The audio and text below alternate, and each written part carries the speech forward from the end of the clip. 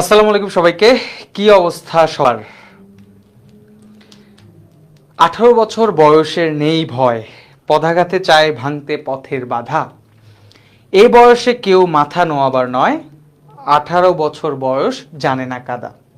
So সবাইকে আজকে স্বাগতম জানাচ্ছি আমরা এইচএসসি 2026 ব্যাচের শিক্ষার্থীদেরকে, এবং তাদেরকে মানে বলা যেতে পারে ওয়ান কাইন্ড অফ আমি একটি করতালির মাধ্যমে তাদেরকে স্বাগত জানাতে চাই। কারণ প্রায় বলা যেতে পারে অনেক দিন পর, প্রায় 3-4 বছর পর তোমরা একটা ব্যাচ, যেই ব্যাচ শুরু করতে যাচ্ছ, করোনার আগের যেই সিলেবাসগুলো ছিল বা করোনার আগের সময় যেভাবে আমরা পড়াশোনা করতাম, যেই সময় আমাদের এসএসসি শেষ হতো, যেই সময় আমাদের এইচএসসি পড়াশোনা শুরু হতো, ঠিক অনেকটাই তোমাদের ব্যাচ থেকে কিন্তু এটা ঠিক হয়ে গিয়েছে।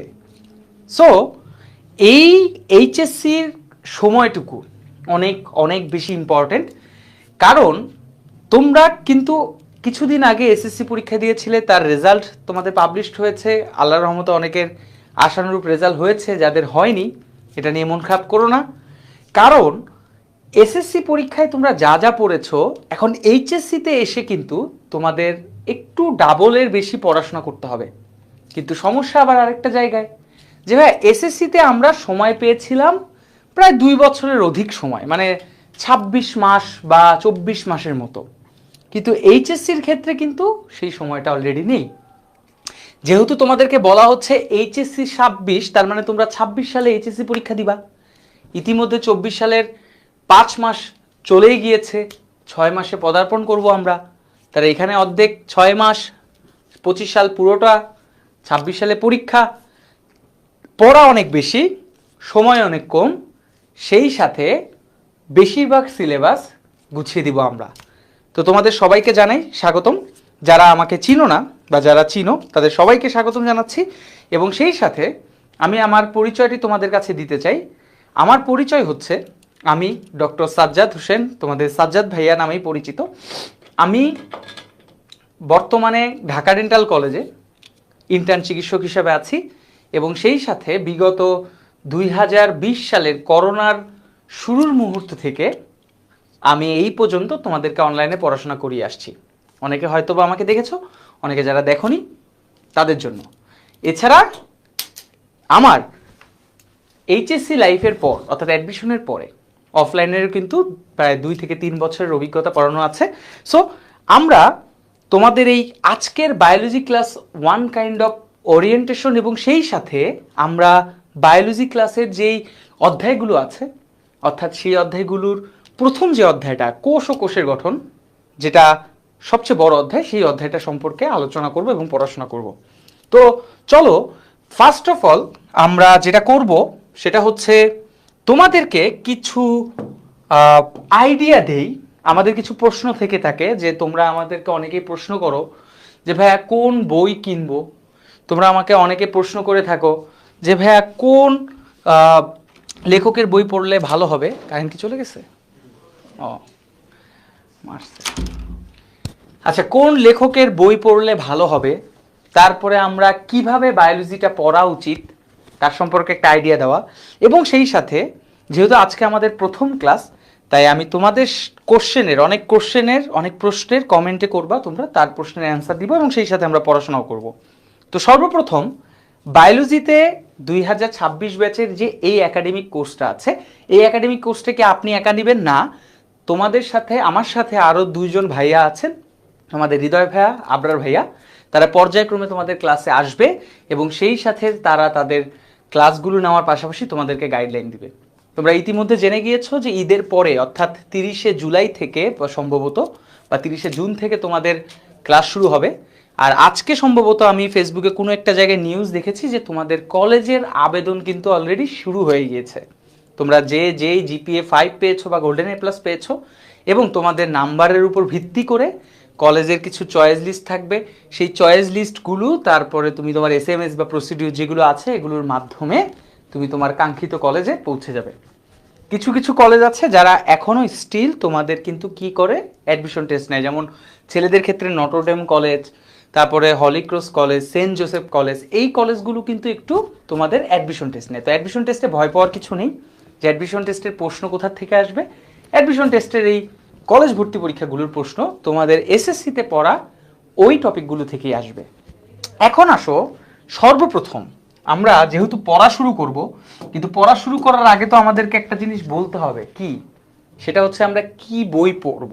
আমাদের বায়োলজি, যারা বায়োলজি সাবজেক্টে পড়াশোনা করবা, অর্থাৎ বায়োলজি সাবজেক্টে কেন বললাম, কারণ তোমাদের এসএসসির মতো কিন্তু এইচএসসিতেও বায়োলজি মেইন বা অপশনাল নেওয়ার একটা অপশন থাকবে। তো আসলে সত্যি কথা বলতে ভাই, কোনটা মেইন নিব কোনটা অপশন নিব ওইটা পরের কথা। তো আমরা আগে শুরু করি। আচ্ছা, আমার বার্থডের দিন থেকে ক্লাস শুরু। একজন বলছে সারা হ্যাপি বার্থডে তোমাকে, এবং যদি আরো কয়েকজনের বার্থডে থাকে তাহলে সবাইকে হ্যাপি বার্থডে। তো সর্বপ্রথম কোন বই কিনবো বা কয়টি বই আছে, ঠিক আছে, কোন বই কিনবো, আমরা বই কিনবো, এটা নিয়ে আমাদের একটা কনফিউশন আছে। কারণ আমরা যখন 9-10-এ পড়েছিলাম তখন 9-10-এ আমাদের সরকার থেকে, গভর্নমেন্ট বোর্ড কর্তৃপক্ষ থেকে তোমাদেরকে বায়োলজি, ফিজিক্স, কেমিস্ট্রি বই প্রোভাইড করতো। কিন্তু ইন্টারমিডিয়েটে যে বোর্ড বইগুলো আছে এগুলো তোমাকে গভর্নমেন্ট দিবে না। এবং সব সাবজেক্টের মতো বায়োলজিতেও এই বোর্ড বইগুলো, অর্থাৎ এনসিটিবি বোর্ড কর্তৃপক্ষ কর্তৃক স্বীকৃত অনেকগুলো বোর্ড বই আছে। সব বোর্ড বই কি আমাদের পড়া লাগবে? না। সর্বপ্রথম যেহেতু বায়োলজি কিন্তু আমাদের, অর্থাৎ জীববিজ্ঞান আমাদের কয়টা, মানে বলা যেতে পারে দুইটা পত্রে আছে। কয়টা পত্রে? দুইটা পত্রে। একটা আমরা প্রথম পত্র বলি, যেটা হচ্ছে উদ্ভিদ বিজ্ঞান। প্রথম পত্র কোনটা? সেটা হচ্ছে উদ্ভিদ বিজ্ঞান, যেখানে তোমরা দেখবা যে নর্মালি উদ্ভিদ এবং উদ্ভিদ রিলেটেড যে কোনো কিছু পড়াশোনা করবা। আরেকটা হচ্ছে দ্বিতীয় পত্র। আরেকটা হচ্ছে দ্বিতীয় পত্র, যেখানে তোমরা প্রাণী বিজ্ঞানে নিয়ে পড়াশোনা করবা। কাকে নিয়ে পড়াশোনা করবা? প্রাণী বিজ্ঞান। প্রাণী বিজ্ঞানের মধ্যে এখানে আমাদের অন্যান্য প্রাণীর মতোই আমাদের ক্ষেত্রে, অর্থাৎ এখানে একটা মজার বিষয় হচ্ছে যে প্রাণী বিজ্ঞানের ক্ষেত্রে অন্যান্য মানে অধ্যায়ের চেয়ে মানুষ রিলেটেড, অর্থাৎ হিউম্যান বডি, আমাদের যে শরীর আছে এই শরীরে অংশ এবং আমাদের যে দেহের বিভিন্ন অংশ, এইগুলো নিয়ে পড়াশোনা কিন্তু অনেক বেশি। তাহলে আমরা দুইটা পত্র দেখলাম, একটা উদ্ভিদ বিজ্ঞান, একটা হচ্ছে প্রাণী বিজ্ঞান। এখন উদ্ভিদ বিজ্ঞানের ক্ষেত্রে কোন লেখকের বই পড়ব? উদ্ভিদ বিজ্ঞানের ক্ষেত্রে প্রথমত তোমাকে সবার ফার্স্টে আবুল হাসান স্যারের বই কিনতেই হবে, মাস্ট। ঠিক আছে, আবুল হাসান স্যারের বই। এইটা হচ্ছে সার্বজনীন, মানে তুমি যে কোনো কলেজেই ভর্তি হও না কেন, দেখবা যে প্রত্যেকটা স্টুডেন্ট, প্রত্যেকটা শিক্ষক, প্রত্যেকটা কলেজ তোমাদের এই উদ্ভিদ বিজ্ঞানের পড়াটা কি হবে, ঠিক আছে, তোমাদের উদ্ভিদ বিজ্ঞানের পড়াটা হচ্ছে এই আবুল হাসান স্যারের বই থেকে শুরু হবে। আর প্রাণী বিজ্ঞান খুবই ফেভারিট একটা বই, দেখবা যে একটা বাঘের ছবি আছে, যেটা হচ্ছে আজমল স্যারের বই। ঠিক আছে, আজমল স্যারের বই। তো এখন যেহেতু তোমরা শুরু করতেছো, তোমরা আমাদেরকে অনেকে প্রশ্ন করতে পারো যে ভাইয়া ধরেন আমি মাজেদা ম্যামের বইয়ের নাম শুনেছি, আমি আজিবুর স্যারের বইয়ের নাম শুনেছি, আমি আলিম স্যারের বইয়ের নাম শুনেছি, এইগুলো কি আমাদের এখন কেনা উচিত হবে কিনা? প্রথম কথা হচ্ছে, তোমাদের যে 9-10-এর বইটা ছিল, বরঞ্চ ওই 9-10-এর বই থেকেও আরো বড় বই হচ্ছে একটা পেপার, মানে উদ্ভিদ বিজ্ঞান এবং প্রাণী বিজ্ঞান। সো আগে আমরা যেটা করব, আমরা এই দুইটা বই, অর্থাৎ আবুল হাসান স্যার এবং আজমল স্যারের বই দুইটা কিনবো। ওকে, এবং ওই দুইটা পড়ার পরে যদি তুমি অনেক আগে আগে সিলেবাস শেষ করতে পারো, তোমার কাছে যদি মনে হয় যে না, এই বইগুলোতে যে অধ্যায়গুলো আছে এটা পড়ার জন্য আমার বেশি সময় লাগছে না, কিন্তু আমি আরো অতিরিক্ত তথ্য চাই, তখন তোমরা সাবস্টিটিউট হিসাবে অন্যান্য লেখকের বই কিনতে পারো। যেমন বিশেষ করে প্রাণী বিজ্ঞানের ক্ষেত্রে তোমরা মাজেদা ম্যামের বই কিনতে পারো, মাজেদা বা আলিম স্যার। বাট এটা হচ্ছে পরে, এটা এখন না, আগে তোমরা শুরু করো। ঠিক আছে, কেবল এখনো শুরু করোনি, শুরু করো, এটা হচ্ছে পরে। ঠিক আছে, এই বইগুলো পরে আমরা কিনবো যদি প্রয়োজন হয় তো। আর আমাদের উদ্ভিদ বিজ্ঞানের ক্ষেত্রে আজিবুর স্যারের বইটা, ঠিক আছে, আজিবুর স্যারের বই অথবা মাজেদা ম্যাডামের বইটা আমরা কিনবো। ঠিক আছে, অথবা মাজেদা ম্যাডামের বই। তো এই বইগুলো যেগুলো আমরা এক্সট্রা বললাম, এইটা আমরা পরে কিনবো যখন প্রয়োজন হবে। যদি কেউ এক্সট্রা ইনফরমেশন চাও যে না ভাইয়া এই এতটুক এই দুই পেপারের এই আজমল স্যার বা অন্যান্য যে লেখকের বইগুলো আছে এইগুলো আমার জন্য এনাফ না, আমি আরো ইনফরমেশন গ্যাদার করতে চাই, তখন আমরা এইগুলো পরে ইচ্ছা হলে কিনবো। কিন্তু সবার ফার্স্টে আমরা এই আবুল হাসান স্যারের বই এবং আজমল স্যারের বই, এই দুইটা বই কিনে ফেলবো। এবং অবশ্যই মনে রাখবা, একটা কথা তোমাদেরকে একটু বলে রাখি, সেটা হচ্ছে যে এই ইনফরমেশনটাও তোমাদেরকে একটু দিয়ে রাখাটা জরুরি। তোমরা অনেকেই আছে, এটা আমরাও ছোটবেলায় করেছি, যে আমরা যখন একটা ক্লাস থেকে অন্য ক্লাসে উঠতাম, তখন আমাদের প্যারেন্টস কি করতো, বার্ষিক পরীক্ষা শেষ হয়ে গেলে বা এসএসসি পরীক্ষা শেষ হয়ে গেলে সিনিয়র থাকতো যারা, যাদের পড়াশোনা অলরেডি শেষ হয়ে গিয়েছে, এরকম কোনো সিনিয়র ভাইদের কাছ থেকে বই নিয়ে এসে দিত। তুমি ফিজিক্স, কেমিস্ট্রি, ম্যাথ চাইলে এইটা অবলম্বন করে এখন আপাতত শুরু করতে পারো। কিন্তু বায়োলজির ক্ষেত্রে, একমাত্র বায়োলজির ক্ষেত্রে অবশ্যই অবশ্যই নিউ বই লাগবে, নিউ এডিশনের বইটা লাগবে। কেন নিউ এডিশনের বইটা লাগবে? যে বায়োলজির একটা ঝামেলা হচ্ছে, প্রত্যেকবার যখন বইগুলো বের করে, বছরে দুইবার বের করে, একবার হচ্ছে জানুয়ারিতে বের করে, আরেকবার হচ্ছে এই যে তোমাদের ব্যাচকে ফোকাস করে বইয়ে বের করবে। অর্থাৎ তোমাদের যেহেতু 30শে জুলাই থেকে ক্লাস শুরু হবে, হয়তো বা এর আগে পরে মানে 30শে জুলাইয়ের দিকেই মনে করো তোমাদের আরেকটা বই বের করে ফেলবে, যেটা তোমাদেরকে ফোকাস করে বের করবে এবং যারা অ্যাডমিশন টেস্ট দিবে 24 ব্যাচের তোমাদের সিনিয়র আপু ভাইরা, তাদের উদ্দেশ্যে। তো এই যে বইগুলোর কথা বললাম, এই বইটা তোমার নিউ এডিশনের বই এই কারণে লাগবে যে প্রতিবার যতবার বইগুলো বের হয় ততবারই কিছু না কিছু ইনফরমেশন চেঞ্জ থাকে। সো তুমি যদি এখন মনে করো যে 2020 সালে আমার আপু পড়াশোনা করতো, আমার বড় ভাই পড়াশোনা করতো, তার বই বই এখনো আছে, 20 সাল তো অনেক দূর। ইনফ্যাক্ট তোমার বড় ভাই, আপু, আপন বড় ভাই যদি 2022 বা 23 সালেরও হয় এবং তাদের বইও যদি থাকে, তাহলে সেটাও বায়োলজির জন্য প্রযোজ্য হবে না। তোমাকে নিউ এডিশনের বইটা কেনাটা জরুরি। তবে যদি নিউ এডিশনের বই বাজারে এখন না পাওয়া যায়, যদি দেখো যে না ভাইয়া অলরেডি 2024 জানুয়ারি সালের বইটা আছে, কিন্তু আপনি যে বলেছিলেন বছরের মাঝখানে আরেকটি বই বের হওয়ার কথা, এই বইটি এখনো বের হয়নি, সেক্ষেত্রে আপাতত তুমি কিছুদিনের জন্য পুরাতন বই পড়তে পারো, এটা মাথায় রাখবা। ঠিক আছে, এই জিনিসগুলো আমরা মাথায় রাখবো, তাহলে আমাদের বইগুলো পড়তে হবে। আচ্ছা, এইবার আসো আমরা আরেকটা তথ্য দিই। বইয়ের হিসাবটা তোমাদেরকে দিলাম, এবার আরেকটা তথ্য হচ্ছে আমরা কিভাবে পড়ব।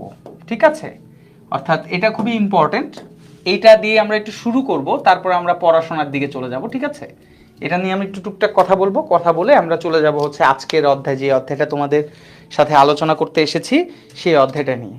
ওকে, সেটা হচ্ছে বায়োলজি কিভাবে পড়ব। এইটা আমাদের অনেকের মধ্যে প্রশ্ন থাকে। অলরেডি তোমরা যদিও 9-10-এ পড়ে এসেছো বায়োলজি, তো ওখান থেকে তো তোমরা অলরেডি জানো, কিন্তু ইন্টারমিডিয়েটে আমরা কিভাবে পড়ব সেটা কিন্তু অনেক বেশি ইম্পর্টেন্ট। কেন ইম্পর্টেন্ট, এটার পিছনে একটা কথা বলি। দেখো, এসএসসি পরীক্ষা শেষ করে, তুমি এসএসসি দিছো, এসএসসি পরীক্ষা শেষ করে তুমি যে কলেজে উঠবা, এই কলেজের জন্য হাতে গোনা 2-1টা কলেজ বাদে কোনো কলেজের কি কোনো অ্যাডমিশন আছে? কোনো কলেজের কি কোনো অ্যাডমিশন আছে? তার মানে অ্যাডমিশন নাই। কিন্তু তোমার পরবর্তীতে এইচএসসি পরীক্ষা যখন শেষ হবে, তখন কিন্তু তোমার অ্যাডমিশন পরীক্ষা দিতে হবে। ঠিক আছে, তখন কি করতে হবে, বিভিন্ন ভার্সিটি, মেডিকেল, বুয়েট বা যেই যেই টার্গেটগুলো তোমার থাকবে যে আমি এই জিনিস হতে চাই, তখন তোমাকে অ্যাডমিশন পরীক্ষা দিতে হবে। তো বায়োলজি কিভাবে পড়বো, সেই ক্ষেত্রে সর্বপ্রথম তোমাদের অলরেডি দুইটা জিনিসের উপর খুব বেশি ফোকাস রাখতে হবে। একটা হচ্ছে সিকিউ আর একটা হচ্ছে এমসিকিউ। এই দুইটা জিনিসকেই ফোকাস রেখে পড়তে হবে, এর বাইরে আমাদের আদার্স কোনো পড়ার প্রয়োজন নেই। এখন সৃজনশীল পরীক্ষার সাথে তোমরা কিন্তু অলরেডি কি পরিচিত, তোমাদেরকে নতুন করে বলতে হবে না যে সৃজনশীল প্রশ্ন কেমন হয়, কি ধরনের হয়। সৃজনশীল প্রশ্নে কিছু স্পেশাল টপিক আছে, মানে বিশেষ করে যদি তুমি আমাকে বলো যে ধরো সাপোজ গ, অর্থাৎ গ নাম্বার প্রশ্ন এবং হচ্ছে ঘ নাম্বার প্রশ্ন, এইগুলো আমাদের বায়োলজির প্রত্যেকটা অধ্যায়ের কিছু বিশেষ বিশেষ টপিকগুলো সুনির্দিষ্ট। অর্থাৎ আমরা যেহেতু পড়াচ্ছি বিগত বছরগুলোতে এবং অলরেডি বোর্ড পরীক্ষাগুলো দেখে আসছি যে বায়োলজি থেকে কোন জায়গা থেকে প্রশ্ন করতেছে, সেগুলো সম্পর্কে আমরা পুরোপুরি অবগত। তার মানে তোমার সৃজনশীল পরীক্ষার গ ঘ নিয়ে প্যারা লাগবে না। প্রশ্ন হচ্ছে ভাইয়া, তাহলে আমরা সবচেয়ে বেশি প্যারা যেটা খেয়েছিলাম সেটা হচ্ছে ক এবং খ নাম্বার প্রশ্ন, সেটার ক্ষেত্রে আপনারা কিছু করবেন না? অবশ্যই করব। আমরা তোমাদেরকে এমনভাবে পড়াবো যাতে করে তোমার পুরো সৃজনশীলের যে 10 মার্ক, একটা অধ্যায় থেকে যদি 10 মার্কের প্রশ্ন আসে, সেই 10 মার্কের ক কেমন হবে, খ কেমন হবে, গ কেমন হবে, ঘ কেমন হবে, প্রত্যেকটা টপিক বলে বলে বুঝাবো এবং সেগুলো সুন্দরভাবে তোমাদেরকে গুছিয়ে দিব। এবং মজার বিষয় হচ্ছে সেই সাথে তোমাদেরকে আমরা প্র্যাকটিস শিট প্রোভাইড করব। প্রশ্ন হচ্ছে প্র্যাকটিস শিটগুলো কি হয়? প্র্যাকটিস শিট আমরা তোমাদেরকে পিডিএফ আকারে দিব, যেই প্র্যাকটিস শিটের ভিতরে তোমার ওই অধ্যায়ে আসা সম্মিলিত প্রশ্নগুলো, অর্থাৎ জ্ঞানমূলক প্রশ্নগুলো, অনুধাবন প্রশ্নগুলো, এবং সেই সাথে গ এবং ঘ অর্থাৎ তোমার যে অন্যান্য যে প্রশ্নগুলো আছে, প্রয়োগ ও উদ্দীপন যে প্রশ্নগুলো আছে, সেই উচ্চতর দক্ষতা সবগুলো প্রশ্ন এবং তার উত্তরগুলো তোমাদেরকে প্রোভাইড করা হবে। এখন সমস্যা হচ্ছে এমসিকিউ নিয়ে। তো এমসিকিউ এর ক্ষেত্রে একটা জিনিস বলি, আমাদের টোটাল 25 মার্কের এমসিকিউ থাকবে, তোমরা সবাই জানো। আর সৃজনশীলের দিক থেকে 5টা সিকিউ থাকে, যার কারণে 50 মার্কের প্রশ্ন থাকে। টোটাল প্রশ্নের মধ্যে মানে বলা যেতে পারে যে তোমার 5টা প্রশ্ন অ্যান্সার করতে হবে এবং এমসিকিউ 25টা থাকবে, 25টাই থাকবে। এখন আগে থেকেই তোমাদেরকে একটা জিনিস বলে রাখি, তোমাদেরকে একটা টার্গেট ফিক্সড করতে হবে। কি ফিক্সড করতে হবে? টার্গেট ফিক্সড করতে হবে। টার্গেটটা কি? যে ভাইয়া ধরেন আমি মেডিকেলে পড়তে চাই অথবা আমি ভার্সিটিতে প্রিপারেশন নিতে চাই, এই একমাত্র বায়োলজি এমন একটা সাবজেক্ট যেটা এখন বুঝবা না, হয়তো বা কয়েকদিন পরে দেখবা যে তোমরা এটা সম্পর্কে অবগত হবা এবং একদিন আমার এই কথাটা তোমাদের বিশ্বাস হবে যে না ভাইয়া বলেছিল, ঠিক বলেছিল। সেটা হচ্ছে এই বায়োলজি এমন একটা বিষয়, যেই বিষয়ের এমসিকিউ প্রিপারেশন তুমি চাইলে এখন থেকেই নিতে পারবা। অর্থাৎ তোমার একাডেমিক এবং অ্যাডমিশনের যেই প্রিপারেশনগুলো আছে, আমাদের যে একাডেমিক এবং অ্যাডমিশন, ঠিক আছে, এই একাডেমিক এবং অ্যাডমিশন এই দুইটার ক্ষেত্রে এমসিকিউ সেম। এমসিকিউ কি? সেম। ধরো এমসিকিউ সেম বলতে কি বোঝানো হয়েছে? ধরো তোমাদেরকে আমরা একটা সহজ প্রশ্ন বলি, তোমরা যেহেতু 9-10-এ পড়াশোনা করছো, এখন তো ইন্টার পড়াশোনা শুরু করো নাই। সাপোজ দেহের গঠন এবং কাজকে কি বলে? দেহের গঠন এবং কাজকে কি বলে? কোষ, টিস্যু, তারপর অঙ্গ নাকি তন্ত্র? ধরো 4টা অপশন আছে, দেহের গঠন এবং কাজকে কি বলে? অপশন দিলাম কোষ, টিস্যু, তারপর হচ্ছে অঙ্গ, আর একটা হচ্ছে তন্ত্র। আমি জানি এখানকার ম্যাক্সিমাম স্টুডেন্ট অ্যান্সার দিবে যে ভাই দেহের গঠন ও কাজকে আমরা টিস্যু বলে, মানে কোষ বলে। দেখো এই যে এই প্রশ্নটা তোমাদেরকে দিলাম, এটা তুমি যখন পরীক্ষা দিতে যাবা, কলেজ পরীক্ষায় তোমাদের ক্লাস টেস্ট হবে, তোমাদের টার্ম পরীক্ষা হবে, টেস্ট প্রি টেস্ট হবে, দেখবে এই প্রশ্নগুলো আছে। তুমি যখন অ্যাডমিশনে যাবা দেখবে ঠিকই অ্যাডমিশনেও এই প্রশ্নটা আছে। অর্থাৎ বায়োলজির প্রশ্ন সবসময় একাডেমিক এবং অ্যাডমিশনের প্রশ্নের সমান থাকে। অন্যান্য সাবজেক্টের ক্ষেত্রে যেই সমস্যাটা হয় বা যেই জিনিসটা হয়, সেটা হচ্ছে যে তোমার প্রিপারেশনের উপর ভিত্তি করে ওই সাবজেক্টের প্রশ্ন চেঞ্জ হয়। কেমন? যেমন ধরো তুমি বুয়েটের প্রিপারেশন নিতে চাও, এখন তো তোমরা অনেক ছোট, কিন্তু এখন থেকেই স্বপ্ন দেখতে হবে। ধরো তুমি বুয়েটের প্রিপারেশন নিতে চাও, সেক্ষেত্রে ফিজিক্স, কেমিস্ট্রি, ম্যাথ এইগুলোর মানে সাধারণ যেই ম্যাথগুলো আছে সেই ইন্টারমিডিয়েটে করবা, তার থেকে একটু এক্সট্রা অর্ডিনারি জ্ঞান তোমাদেরকে একটু হলেও রাখতে হবে, কনসেপ্ট একটু ক্লিয়ার রাখতে হবে। ধরো তুমি ঢাকা বিশ্ববিদ্যালয়ের পরীক্ষায় প্রিপারেশন নিতে চাও, যে ভাই আমি বুয়েটও দিব না, মেডিকেল দিব না, আমি ভার্সিটি প্রিপারেশন নিতে চাই। সেক্ষেত্রে কিছু ম্যাথ আসে, ফিজিক্স, কেমিস্ট্রি এবং ম্যাথের ক্ষেত্রে কিছু ম্যাথ আসে, যেই ম্যাথগুলো তোমাকে হাতে করে অঙ্কগুলোর অ্যান্সার বের করতে হবে। আবার কিছু প্রশ্ন আসে যেগুলো হচ্ছে মনে করো ডিরেক্ট টাইপের প্রশ্ন। ধরো প্রশ্ন আসলো যে মনে করো গতির একক কি, ত্বরণের একক কি, এরকম টাইপের ডিরেক্ট প্রশ্ন আসে। তাহলে দেখো বুয়েটের প্রশ্ন আর ভার্সিটি প্রশ্ন কিন্তু ডিফারেন্স হয়েছে, কারণ ফিজিক্স, কেমিস্ট্রি, ম্যাথের জন্য। তুমি যদি মেডিকেলে প্রিপারেশন নাও, সেক্ষেত্রে ফিজিক্স এবং কেমিস্ট্রি, এখানে তো আর ম্যাথ নেই, সেখানে দেখা যায় একেবারে ডাইরেক্ট প্রশ্নগুলো। অর্থাৎ ওই যে সিম্পল যে প্রশ্নগুলো একটু আগে বললাম না, যে ত্বরণের একক কি, অভিকর্ষ ত্বরণের একক কি, অভিকর্ষ ত্বরণের মান কি, এগুলো হয়তো বা সামনে পড়বা যখন, তখন বুঝতে পারবা। তো এই জিনিসগুলো ডিরেক্ট টাইপের প্রশ্ন, এখানে কোনো ম্যাথ তেমন একটা আসে না। এইবার আসো তাহলে ভাই বায়োলজি নিয়ে আপনি কিছু বলবেন না? যে আপনি এতক্ষণ তো ফিজিক্স, কেমিস্ট্রি, ম্যাথ নিয়ে বললেন, যে আমার প্রিপারেশন ভিন্ন হলে আমার ওইখানকার পড়ার টপিক বা পড়ার স্টাইলটা ভিন্ন হয়ে যাবে, কিন্তু বায়োলজির ক্ষেত্রে আপনি বলছেন একাডেমিক এবং অ্যাডমিশন দুই ক্ষেত্রেই সমান। তাহলে এটা কিভাবে হলো? তোমাকে আমি একটা উদাহরণ দিলাম যে দেহের গঠন ও কাজের একক হচ্ছে কোষ। এইটা যদি তোমার একাডেমিক কলেজ পরীক্ষায় আসে, সেম প্রশ্ন তোমার মেডিকেলেও আসবে, সেম প্রশ্ন তোমার বিশ্ববিদ্যালয় পরীক্ষাও আসবে। অর্থাৎ এইখানে প্রিপারেশনের ভিন্নতা নাই। অর্থাৎ তুমি যদি একাডেমিক থেকেই বায়োলজির এমসিকিউর প্রিপারেশন নাও, তাহলে মনে রাখবা তোমার প্রিপারেশন যত শক্তিশালী হবে, এই প্রিপারেশন শুধুমাত্র একাডেমিকের জন্য না, অ্যাডমিশনের প্রিপারেশনও সেম হবে। মানে বায়োলজির প্রশ্ন কিন্তু প্রিপারেশন অনুযায়ী চেঞ্জ হবে না, যে ঠিক আছে আমি ভার্সিটি প্রিপারেশন নিচ্ছি আমাকে বড় বড় প্রশ্ন পড়তে হবে, আমি মেডিকেলে প্রিপারেশন নিচ্ছি আমাকে হাতে গোনা ছোট ছোট প্রশ্ন পড়তে হবে, এরকম না।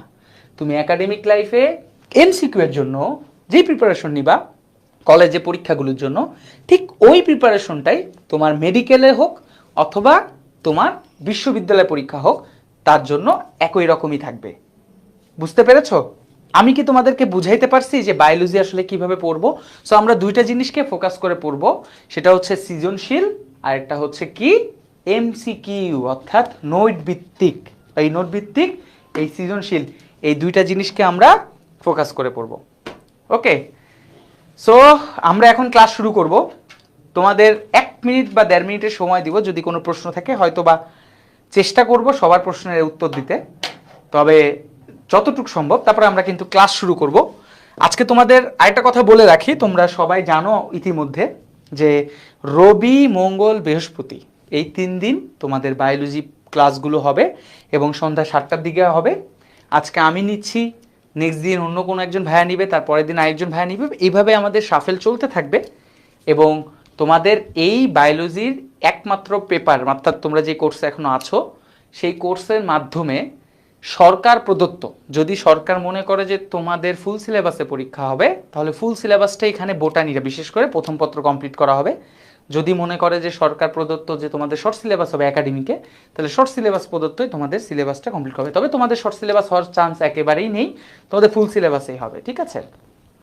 ওকে, বায়োলজি ছবি সম্পর্কে খুবই বলেন। হ্যাঁ, একটা কথা মনে রেখো, একটা খুব সুন্দর প্রশ্ন করেছো, সেটা হচ্ছে যে বায়োলজির ছবি আঁকাটা তোমার অত্যন্ত জরুরি। তুমি দেখবা আমরা পড়াতে গেলেও তোমাদের বিভিন্ন ছবি এঁকে এঁকে পড়াই। একটা কথা মাথায় রাখবা, বিশেষজ্ঞরা বলেন, আমার টিচাররা যখন ছিলেন তখন তারা যে কথাটা বলেছিলেন, যে ধরো তোমাকে মাইটোকন্ড্রিয়ার গঠন বর্ণনা করতে বলছে, তোমরা 9-10-এ মাইটোকন্ড্রিয়া পড়েছো, ধরো তোমার মনে নাই, বর্ণনাটা মনে নাই, কিন্তু তুমি মাইটোকন্ড্রিয়ার ছবি খুব সুন্দর করে পারো। এখন এটা মনে করো একটা 3 বা 4 নম্বরের প্রশ্ন আসছে, তুমি ছবিটা এঁকে দিয়ে আসছো, আর কিচ্ছু দাও নেই, তাও তুমি নাম্বার পাবা। তার মানে ছবি আঁকা অবশ্যই প্র্যাকটিস করতে হবে। এবং বিশেষ করে আমরা যেই যেই টপিকগুলোর ছবি তোমাদেরকে বলবো, আমরা বিশেষ করে ক্লাসের মধ্যে যেই ছবিগুলো আঁকবো, সেই ছবিগুলো কিন্তু খুবই গুরুত্বপূর্ণ এবং ওইগুলো বারবার প্র্যাকটিস করতে হবে, বারবার প্র্যাকটিস করতে হবে। ঠিক আছে? একটি অধ্যায়কে সব শিক্ষক মিলে নেবেন? জি। কি জন্য বলি, আমাদের যে অধ্যায়টা আমরা প্রথমে শুরু করেছিলাম, এই অধ্যায়টা হচ্ছে সবচেয়ে বড় বায়োলজির 2 পেপারের মধ্যে, অর্থাৎ বোটানি বলো জুলজি বলো, এই 2 পেপারের মধ্যে উদ্ভিদ বিজ্ঞান প্রাণী বিজ্ঞানের মধ্যে সবচেয়ে বড় চ্যাপ্টার হচ্ছে এই উদ্ভিদের কোষ ও কোষের গঠন। এর উপরে বড় কোনো অধ্যায় হয় না। তো দেখা গেছে যে এই অধ্যায়গুলো আমরা মিলে ঝিলেই নিব। ঠিক আছে? আর হচ্ছে আর কোনো প্রশ্ন আছে? নিউ এডিশনের বই কি এসেছে? না, এখনো সম্ভবত আসেনি, আর 1 মাস হয়তো বা সময় লাগবে, বা ঈদের পরপরই চলে আসবে। ঠিক আছে? ঈদের পরপরই আমাদের নিউ এডিশনের বই চলে আসবে। আচ্ছা, কিছু কিছু কলেজে বোটানি এবং জুলজি দুটোই হাফ হাফ পড়াবে, তখন কিভাবে ক্লাস হবে? খুবই সুন্দর একটা প্রশ্ন করেছো, এই প্রশ্নের জন্য তোমাকে থ্যাংক ইউ। এটা আমরা অলরেডি যদিও কোর্স লঞ্চিংয়ের সময় তোমাদেরকে বলেছিলাম, তারপর আমি তোমাদেরকে আরেকবার বলি। ইতিমধ্যে এটা মে মাসের 25 তারিখে তোমরা উদ্ভিদ বিজ্ঞানের প্রথম ক্লাস পাচ্ছ। আমরা 1 মাস পর, অর্থাৎ ঈদের পরে সামনের মাসে জুনের 25 তারিখে ইনশাআল্লাহ সেকেন্ড পেপার কোর্সটা চালু করব। এবং তখন আমরা উদ্ভিদ বিজ্ঞান এবং প্রাণী বিজ্ঞানকে প্যারালালি শুরু করব। অর্থাৎ প্রথম কলেজ শুরু হওয়ার 1 মাস, অর্থাৎ এই প্রথম 1 মাসটা, অর্থাৎ মের 25 থেকে জুন 25 পর্যন্ত তোমরা উদ্ভিদ বিজ্ঞানের ক্লাসগুলো করবে। কারণ তোমরা যখন কলেজে যাবা, সর্বপ্রথম তোমাদের যে অধ্যায় দিয়ে হাতে খড়ি হবে সেটাই হচ্ছে কোষ ও কোষের গঠন। সো ওই অধ্যায়টা শুরু করবে যখন কলেজ, তখন আমরা জীববিজ্ঞানের আমাদের সেকেন্ড পেপারের কোর্সের অন্য অধ্যায় শুরু করব। এবং এই ক্লাসগুলোর রুটিন তোমাদেরকে মিলিয়ে ঝিলিয়ে দিব। অর্থাৎ আমরা প্রথম থেকেই প্রথম পত্র এবং দ্বিতীয় পত্র, অর্থাৎ কলেজ শুরুর প্রথম থেকেই প্রথম পত্র দ্বিতীয় পত্র প্যারালালি চলবো। তবে আপাতত তোমরা এখন একটু পড়াটা বুঝো, একটু বই সম্পর্কে একটু ক্লোজ হও, প্রায় 2-3 মাস তোমরা বই থেকে দূরে ছিলে অনেকে হয়তো বা, তাহলে এই জন্য বই থেকে একটু সম্পর্ক তৈরি করি, বইটাকে বুঝি, পড়াটাকে বুঝি, ইন্টারের পড়া কেমন। সেই জন্য আমরা প্রথম এই 25 তারিখ থেকে জুন মাসের 25 তারিখ পর্যন্ত বোটানিকে কন্টিনিউ করব, ঠিক আছে? ওকে, একটা চ্যাপ্টার শেষ করতে কতদিন লাগবে এটা ডিপেন্ড করবে আসলে চ্যাপ্টারের উপর ভিত্তি করে, কারণ চ্যাপ্টার যত বড় হবে ক্লাস হয়তো বা তত বড় হবে। তবে এতটুকু শিওর থাকো যে তোমরা যেই কলেজেই ভর্তি হও না কেন, এটা আমি বলে রাখলাম, তোমরা যেই কলেজেই ভর্তি হও না কেন সবারই কম বেশি আগে পিছে করে কিন্তু তোমাদের এক্সাম হবে। মানে কলেজের এক্সামগুলো যেটা ফার্স্ট টার্ম বলে, হাফ ইয়ারলি বলে, মানে ফাইনাল ইয়ার বলে, এইগুলোর এক্সাম আগে পিছিয়ে শুরু হবে। কারুর মনে করো ধরো কথার কথা নভেম্বরে হচ্ছে, কারুর ডিসেম্বরে, এরকম করে শুরু হবে। তো তোমাদের এতটুকু কথা বলে রাখি যে যেই কলেজে হও না কেন সেই কলেজের তোমাদের পরীক্ষার আগে ইনশাল্লাহ সিলেবাসগুলো শেষ হবে, মানে অধ্যায়গুলো শেষ হবে। আমরা তো জানি যে কোন কোন অধ্যায়গুলো কোন কোন কলেজে, মানে সবার ফার্স্টের দিকে প্রথম দিকের অধ্যায়গুলোই থাকে, বোটানি বলো জুলজি বলো, এবং সেই অধ্যায়গুলোর মোটামুটিভাবে আমরা ইনশাল্লাহ শেষ করে দেব, ঠিক আছে? ভাইয়া শুধু এই অধ্যায়টা কি সবাই মিলে নেবেন নাকি সবগুলো? আচ্ছা, এই অধ্যায়টা আমরা সবাই মিলে নিব, বাকিটা পরবর্তী অধ্যায় আসলে ডিসিশন হবে। ওকে, আর কোনো কোশ্চেন? আর কোনো কিছু কোশ্চেন? আচ্ছা, ডিসকাশন গ্রুপ নিয়ে অনেকে বারবার বলছো, এইটা আপাতত আমার মানে বলা যেতে পারে মানে জানা নেই। ডিসকাশন গ্রুপটা তোমাদের জিলানি ভাই ক্লিয়ার করবে, আমি জিলানি ভাইকে জিজ্ঞেস করব বা বলে দিব, এটা তোমাদেরকে ক্লিয়ার করে দিবে যে ডিসকাশন গ্রুপটা আছে কিনা। আর আরেকটা জিনিস, হ্যাঁ, এই কোর্সের কিন্তু ক্লাস শেষ হওয়ার পরপরই তোমাদের এক্সাম হবে, প্র্যাকটিস শিট থাকবে, কিউএনএ সেশন থাকবে, জুম সেশন থাকবে, এগুলো থাকবে। সো এগুলোতে কিন্তু তোমাদের নিয়মিত আপডেট থাকবে। এবং মনে রাখবা যে তোমরা অনলাইনে পড়ছো, কিন্তু এর মানে এই না যে তোমরা আমাদের হাতের বাঁধনের ছাড়া। যেহেতু আমরা অনেক দিন ধরে অনলাইনে পড়ি, তাই তোমরা সবসময় আমাদের নিকটবর্তী থাকবা, বিভিন্ন মাধ্যমে তোমরা আমাদের সবসময় কাছে থাকবা। তোমাদের কাজ হবে যে এই কোর্সটি অবশ্যই তোমার বন্ধুবান্ধবদেরকে জানিয়ে দেওয়া। বা মেডিকেলে এমসিকিউ এর জন্য কি বইয়ের সব লাইন পড়তে হবে? না, বইয়ের সব লাইন এমসিকিউ মেডিকেলের জন্য পড়ার কোনো প্রয়োজন আমাদের নেই, ঠিক আছে? কিছু নির্দিষ্ট সংখ্যক জায়গা আমাদের পড়লেই হবে, সেটা তোমরা পড়ার মধ্যেই বুঝতে পারবা। ওকে, যে কোন কোন জিনিসগুলো আমরা মেডিকেলে আসে আমরা বলে দিব, পড়াতে পড়াতে আমরা বলে দিব যে এই টপিকটা মেডিকেলে আসে, এই টপিকটা তো ভার্সিটিতে খুব বেশি আসে, এই টপিকগুলো তোমার এইচএসসি পরীক্ষায় প্রচুর পরিমাণে আসে, এগুলো আমরা তোমাদেরকে আস্তে আস্তে বলে দিব। So don't worry. ওকে, আমরা কোষ ও কোষের গঠনের ক্লাস শুরু করব। সো ক্লাস শুরু করার আগে আমরা বলে রাখি, কোষ ও কোষের গঠন অধ্যায়টা অনেকটা তোমাদের 9-10-এর বইয়ের মধ্যে যে জীবকোষ ও টিস্যু নামে একটা অধ্যায় ছিল, দ্বিতীয় অধ্যায়, ওই অধ্যায়ের মতো। বাট ওই অধ্যায়টা অনেকটা হাইব্রিড অধ্যায়। এখানে আমরা শুধুমাত্র কি করব, কোষ নিয়েই কথা বলবো, অর্থাৎ আমাদের উদ্ভিদ কোষের কি কি উপাদান বা গঠনগুলো আছে সেগুলো নিয়েই তোমাদের সাথে কথা বলবো। সর্বপ্রথম কোষ কি, এটা আমরা সবাই জানি অলরেডি। তো আমরা তারপরও আরেকবার তোমাদেরকে বলে রাখি যে কোষ কি। কোষ কি যদি কেউ কখনো জিজ্ঞেস করে, তাহলে এক কথায় আমরা কি উত্তর দিই যে ভাইয়া দেহের গঠন ও কাজের একক, ঠিক আছে? গঠন ও কাজের একককে আমরা কি বলবো? কোষ। কাজের একক সবসময় মনে রাখবো কোষ, অর্থাৎ কোষ হচ্ছে সর্বশেষ ক্ষুদ্রতম। এই কোষ সম্মিলিতভাবে একত্রে মিলিত হলে তখন তাকে টিস্যু বলি। অনেকগুলো টিস্যু যদি একত্রে মিলিত হয় তখন আমরা তাকে অঙ্গ বলি। অনেকগুলো অঙ্গ যদি একই ধরনের কাজ করে তাকে আমরা অঙ্গতন্ত্র বলি। এরকম করে আস্তে আস্তে আমরা কি করতে থাকি, সামনের দিকে মানে ছোট জিনিস থেকে বড় জিনিসের দিকে এগোতে থাকি। এখন আসো, এই যে কোষ নিয়ে আমরা পড়াশোনা করছি, এই কোষটা কোন বিজ্ঞানী আবিষ্কার করলেন? সেই বিজ্ঞানীকে পাইলে অনেক বেশি মজা হইতো, দরকার হলে তাকে পিটুনি দেওয়া লাগতো। কেন পিটুনি দেওয়া লাগতো? যে আপনি কেন আবিষ্কার করলেন আর আমাদেরই কেন পড়া লাগতেছে, তাই না? তাহলে চলো, কোষ কোথা থেকে আসলো। আরো কিছু জিনিস তোমাদেরকে বলে রাখি। এই যে কোষ বলি, এটা তো আমাদের বাংলা ওয়ার্ড, তাই না? তো যদি কোষের ইংলিশ জিজ্ঞেস করি তাহলে তো আমি জানি যে তোমরা কোষের ইংলিশটা বলে থাকো সেল। তোমরা কি বলে থাকো? সেল।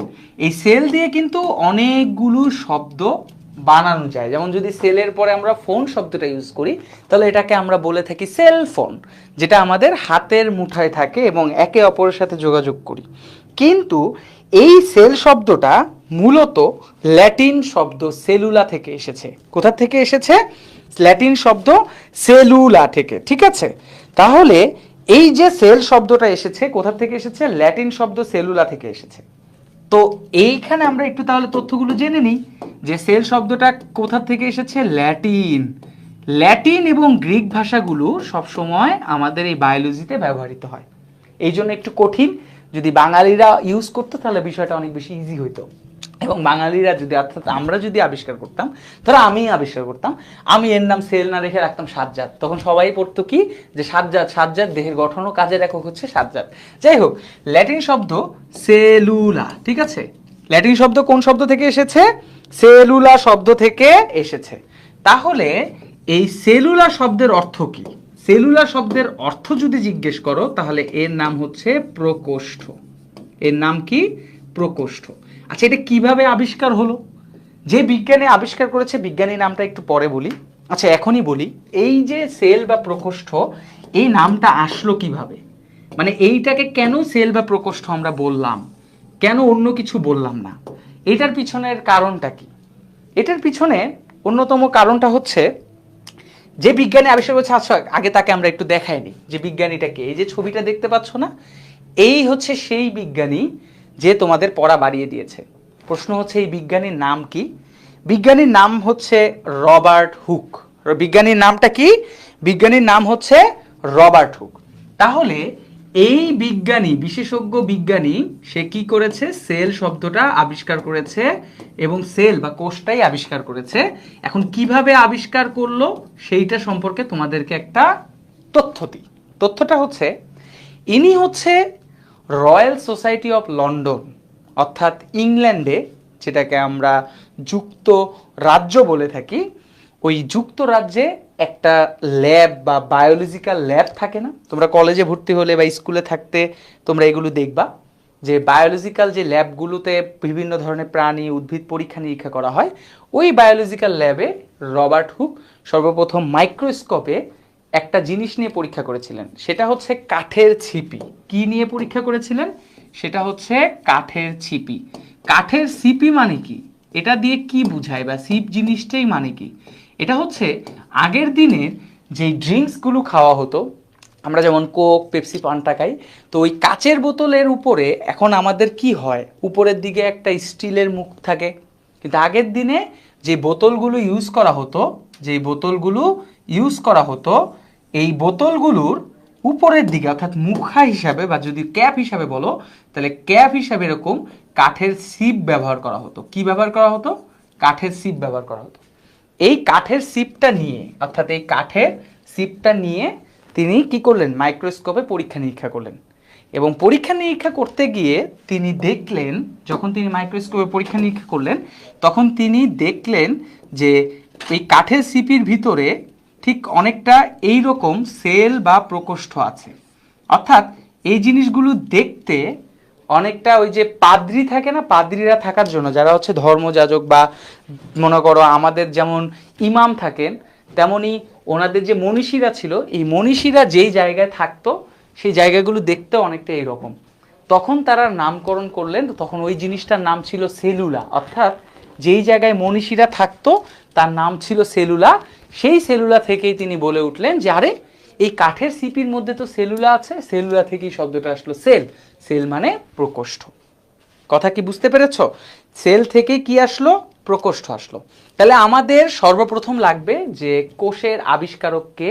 সে হচ্ছে রবার্ট হুক। তিনি শুধুমাত্র কোষের আবিষ্কারক না, তিনি আবিষ্কার করার পরে, তিনি এই জিনিসটা আবিষ্কার করার পরে একটা বইয়ে তার আবিষ্কৃত যে তথ্যগুলো আছে সেগুলো সম্প্রচার করেন। সেই বইয়ের নাম হচ্ছে মাইক্রোগ্রাফিয়া। ঠিক আছে, তার নাম কি? মাইক্রোগ্রাফিয়া গ্রন্থে তিনি হচ্ছে এই জিনিসগুলো উল্লেখ করেন, যে তিনি যা যা পর্যবেক্ষণ করেছিলেন তাই তাই তিনি এগুলো উল্লেখ করে থাকেন। এই জন্য তাকে কোষের জনক বলা হয়ে থাকে। তাকে কি বলা হবে? তাকে বলা হয়ে থাকে কোষের জনক। এটা আমাদের মাথায় রাখতে হবে। তবে তিনি কোষের জনক হলেও আরো কিছু বিজ্ঞানীর নাম কিন্তু আছে যাদেরকে বলা হয়ে থাকে আধুনিক কোষের জনক। নিউক্লিয়াস আবিষ্কারের কিছু বিজ্ঞানী আছে। কোষের ভিতরে যে অঙ্গাণু পর্যবেক্ষণ করা, তাদের অনেকগুলো বিজ্ঞানী আছে। সেই সব বিজ্ঞানীর নামগুলোই কিন্তু আমাদের মোটামুটি মনে রাখতে হবে। কি করতে হবে? মনে রাখতে হবে। সো আমরা সেল বা কোষ কোথা থেকে আবিষ্কার হলো, কে আবিষ্কার করলো, কোন গ্রন্থে রাখলো, এইগুলো সম্পর্কে একটা নর্মাল তথ্য তোমাদেরকে দিলাম। এই তথ্যগুলো আমাদের কি করতে হবে? একটু মনে রাখতে হবে যে কোষ আবিষ্কার করলো কে, কে কি নাম রাখলো, কি করলো, সেগুলো সম্পর্কে আমাদের একটু মাথার মধ্যে রাখতে হবে। ওকে, তো কোষ কিন্তু তিনি প্রথম বর্ণনা করলেন যে আমরা কোষ দেখেছি, কিন্তু কোষের ভিতরে তোমরা তো 9-10-এ পড়ছো, কোষের ভিতরে কি কি পড়ছো? তোমরা পড়ছো যে ভাইয়া নিউক্লিয়াস থাকে, সাইটোপ্লাজম থাকে, মাইটোকন্ড্রিয়া থাকে, রাইবোজোম থাকে, প্লাস্টিড থাকে, আরও অনেক কিছু থাকে। যেই জিনিসগুলো তিনি কি আবিষ্কার করেছিলেন? না, তিনি একটা প্রাইমারি ধারণা দিছে। এই রবার্ট হুক একটা প্রাইমারি ধারণা দিছে। কিন্তু নিউক্লিয়াস যখন আবিষ্কার করে সেটা হচ্ছে আরেকজন বিজ্ঞানী, সাইটোপ্লাজম আরেকজন বিজ্ঞানী আবিষ্কার করে, গোলগি বডি আরেকজন বিজ্ঞানী আবিষ্কার করে, রাইবোজোম আরেকজন বিজ্ঞানী আবিষ্কার করে। তার মানে আমরা খালি এটা বলতে পারি না যে একমাত্র এবং ওয়ানলি ওয়ান কোষ এবং কোষের ভিতরে যত উপাদান আছে শুধুমাত্র রবার্ট হুক আবিষ্কার করে। তারপরও আমরা তাকে শ্রদ্ধার স্মরণে এই জন্য বলতে পারি যে রবার্ট হুক হচ্ছেন কোষের জনক। ওকে, আশা করি এই জিনিসটা ক্লিয়ার। আমরা এবার নেক্সট টপিকে যাব, একটু আস্তে আস্তে ডিপে যাব, ঠিক আছে? আমরা একটু ডিপের দিকে যাব। আমরা কি করব? একটু ডিপে যাব। যে ডিপে যাওয়া বলতে আমরা কি একটু গভীরের দিকে যাব। আমরা প্রথম দিকের পড়াগুলো তো একেবারেই নর্মাল, এখন আস্তে আস্তে আমরা ডিপে ঢুকবো। ওকে, গুড। একজন বলেছে রবার্ট হুক জাস্ট কোষের উপরের পিকচার দেখেছিলেন। ভেরি গুড, এইটাই বললাম যে রবার্ট হুক হচ্ছে যে কোষের উপরের ছবিটা দেখেছিলেন, একটা ধারণা দিয়েছিলেন যে এরকম কিছু একটা আছে। এবার আমরা নেক্সট টপিক যাব, ছোট বড় কোষের খেলা। এই জায়গাটা আগে বলে রাখি, এই টপিকটা তোমাদের ওই যে তোমরা জিজ্ঞেস করো না যে কোন জিনিস এমসিকিউ, কোন জিনিস সিকিউ এর জন্য পড়তে হবে, আগেই বলে রাখি এই টপিকটা তোমাদের এমসিকিউ আকারে আসবে। এখান থেকে একটা এমসিকিউ পাবা কনফার্ম। আগেই বলে রাখলাম যে এখান থেকে তোমরা একটা এমসিকিউ পাবা। ছোট বড় কোষের খেলা বলতে আসলে কি বোঝানো হয়েছে? এখানে আমরা কিছু ছোট কোষ এবং বড় কোষ নিয়ে তোমাদের সাথে কথা বলবো। ছোট কোষের চেয়ে সবচেয়ে বেশি ইম্পর্টেন্ট হচ্ছে আমাদের যে বড় কোষগুলো আছে, সেই বড় কোষগুলো কি, কোনগুলো, সেগুলো নিয়ে একটু কথা বলি, ঠিক আছে? দেখো, নর্মালি কিন্তু কোষ তোমরা খালি চোখে দেখতে পারবা না। কোষকে খালি চোখে দেখা যায় না। দেখার জন্য তোমাকে অবশ্যই ডিভাইসের প্রয়োজন, অর্থাৎ যন্ত্রপাতি প্রয়োজন, যেটাকে আমরা অণুবীক্ষণ যন্ত্র বলি।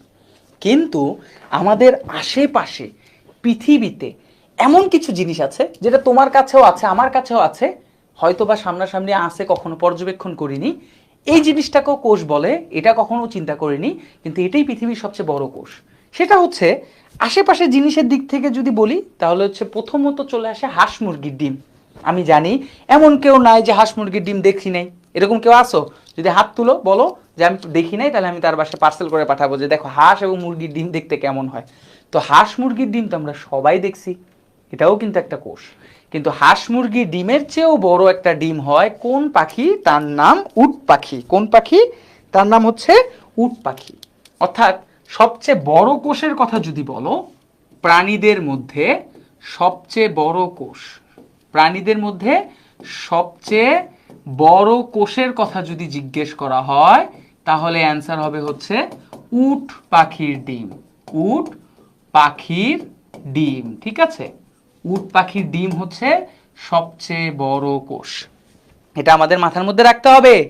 এবং এর কিছু দৈর্ঘ্য প্রস্থ দেওয়া আছে, এর কিছু দৈর্ঘ্য প্রস্থ দেওয়া আছে। যেমন উট পাখির ডিমের দৈর্ঘ্য এবং প্রস্থের দিক থেকে যদি বলো তাহলে হচ্ছে 17 সেন্টিমিটার এবং প্রস্থ হচ্ছে 12.5 সেন্টিমিটার। তাহলে সবচেয়ে বড় কোষ কোনটি? উট পাখির ডিম। এইবার আরেকটা জিনিস বলতে পারো, ভাইয়া এই উট পাখির পাশাপাশি কি মানব দেহ নিয়ে একটু কথা বলা যায় না? খালি উদ্ভিদ বিজ্ঞান কি উদ্ভিদকে নিয়েই কথা বলবেন? না, মানব দেহ নিয়েও আমরা কথা বলতে পারি। তাহলে এখন যদি জিজ্ঞেস করো যে ধরেন ভাইয়া আমাদের মানব দেহের মধ্যে সবচেয়ে বড় অঙ্গ কোনটি?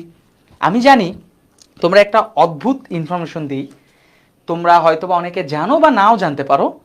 যদি কখনো কোনো মানে স্টুডেন্টকে জিজ্ঞেস করা হয় যে বলো তো আমাদের দেহের কোন অঙ্গটি সবচেয়ে বড়, ব্রেন মানে মস্তিষ্ক, হৃৎপিণ্ড, ফুসফুস, লিভার বা যকৃৎ, পাকস্থলী বা অন্যান্য অঙ্গ, সবাই অ্যান্সার দেয় ভাই যকৃৎ হচ্ছে আমাদের দেহের সবচেয়ে বড় অঙ্গ।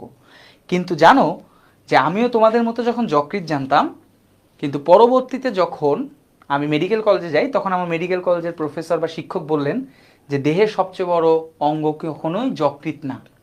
তখন আমি ভাবলাম যে কী ব্যাপার, ইন্টারমিডিয়েটে আমি পড়লাম, এটা কি ভুল জানলাম?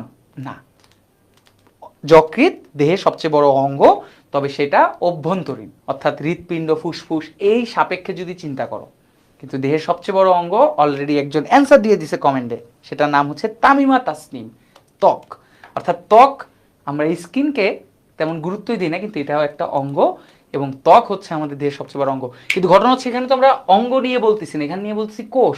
তাহলে মানব দেহের, কার দেহের? আমাদের দেহের, অর্থাৎ মানব দেহের সবচেয়ে বড় কোষ, সবচেয়ে বড় কোষ কোনটি?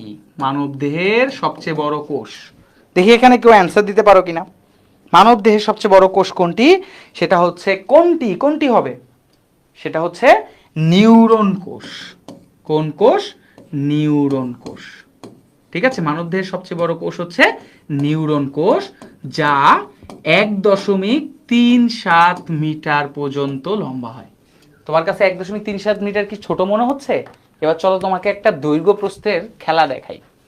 এই যে আমি সাজ্জাদ ভাইয়া, যদি উচ্চতা জিজ্ঞেস করো তাহলে 5 ফুট 7 ইঞ্চি ধরে নিলাম, 7.5 ছিলাম, হাফ ইঞ্চি তোমাদের জন্য কমাই দিলাম, পার্ট নিলাম না।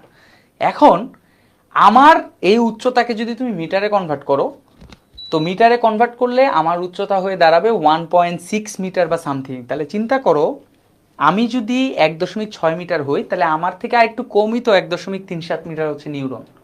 তাহলে নিউরন কিন্তু মানব দেহের সবচেয়ে বড় কোষ। এটা তোমাদেরকে কি করতে হবে? মাথার মধ্যে রাখতে হবে, সবচেয়ে বড় কোষ কোনটি। এই দুইটা প্রশ্ন থেকে একটা প্রশ্ন তোমরা পাবা, এটা কিন্তু শিওর, ঠিক আছে? এই দুইটা প্রশ্ন থেকে এই প্রশ্নটা পাবা, এটা একটু মাথায় রেখো। এছাড়া আরেকটা ইনফরমেশন মাথায় রেখো যেটা তোমাদের অবজেক্টিভ আকারে আসতে পারে, সেটা হচ্ছে রবার্ট ব্রাউন। কে? রবার্ট, ঠিক আছে, রবার্ট ব্রাউন। রবার্ট ব্রাউন সর্বপ্রথম উদ্ভিদ কোষে, রবার্ট ব্রাউন সর্বপ্রথম উদ্ভিদ কোষে নিউক্লিয়াস দেখতে পান। রবার্ট ব্রাউন সর্বপ্রথম উদ্ভিদ কোষে নিউক্লিয়াস দেখতে পান।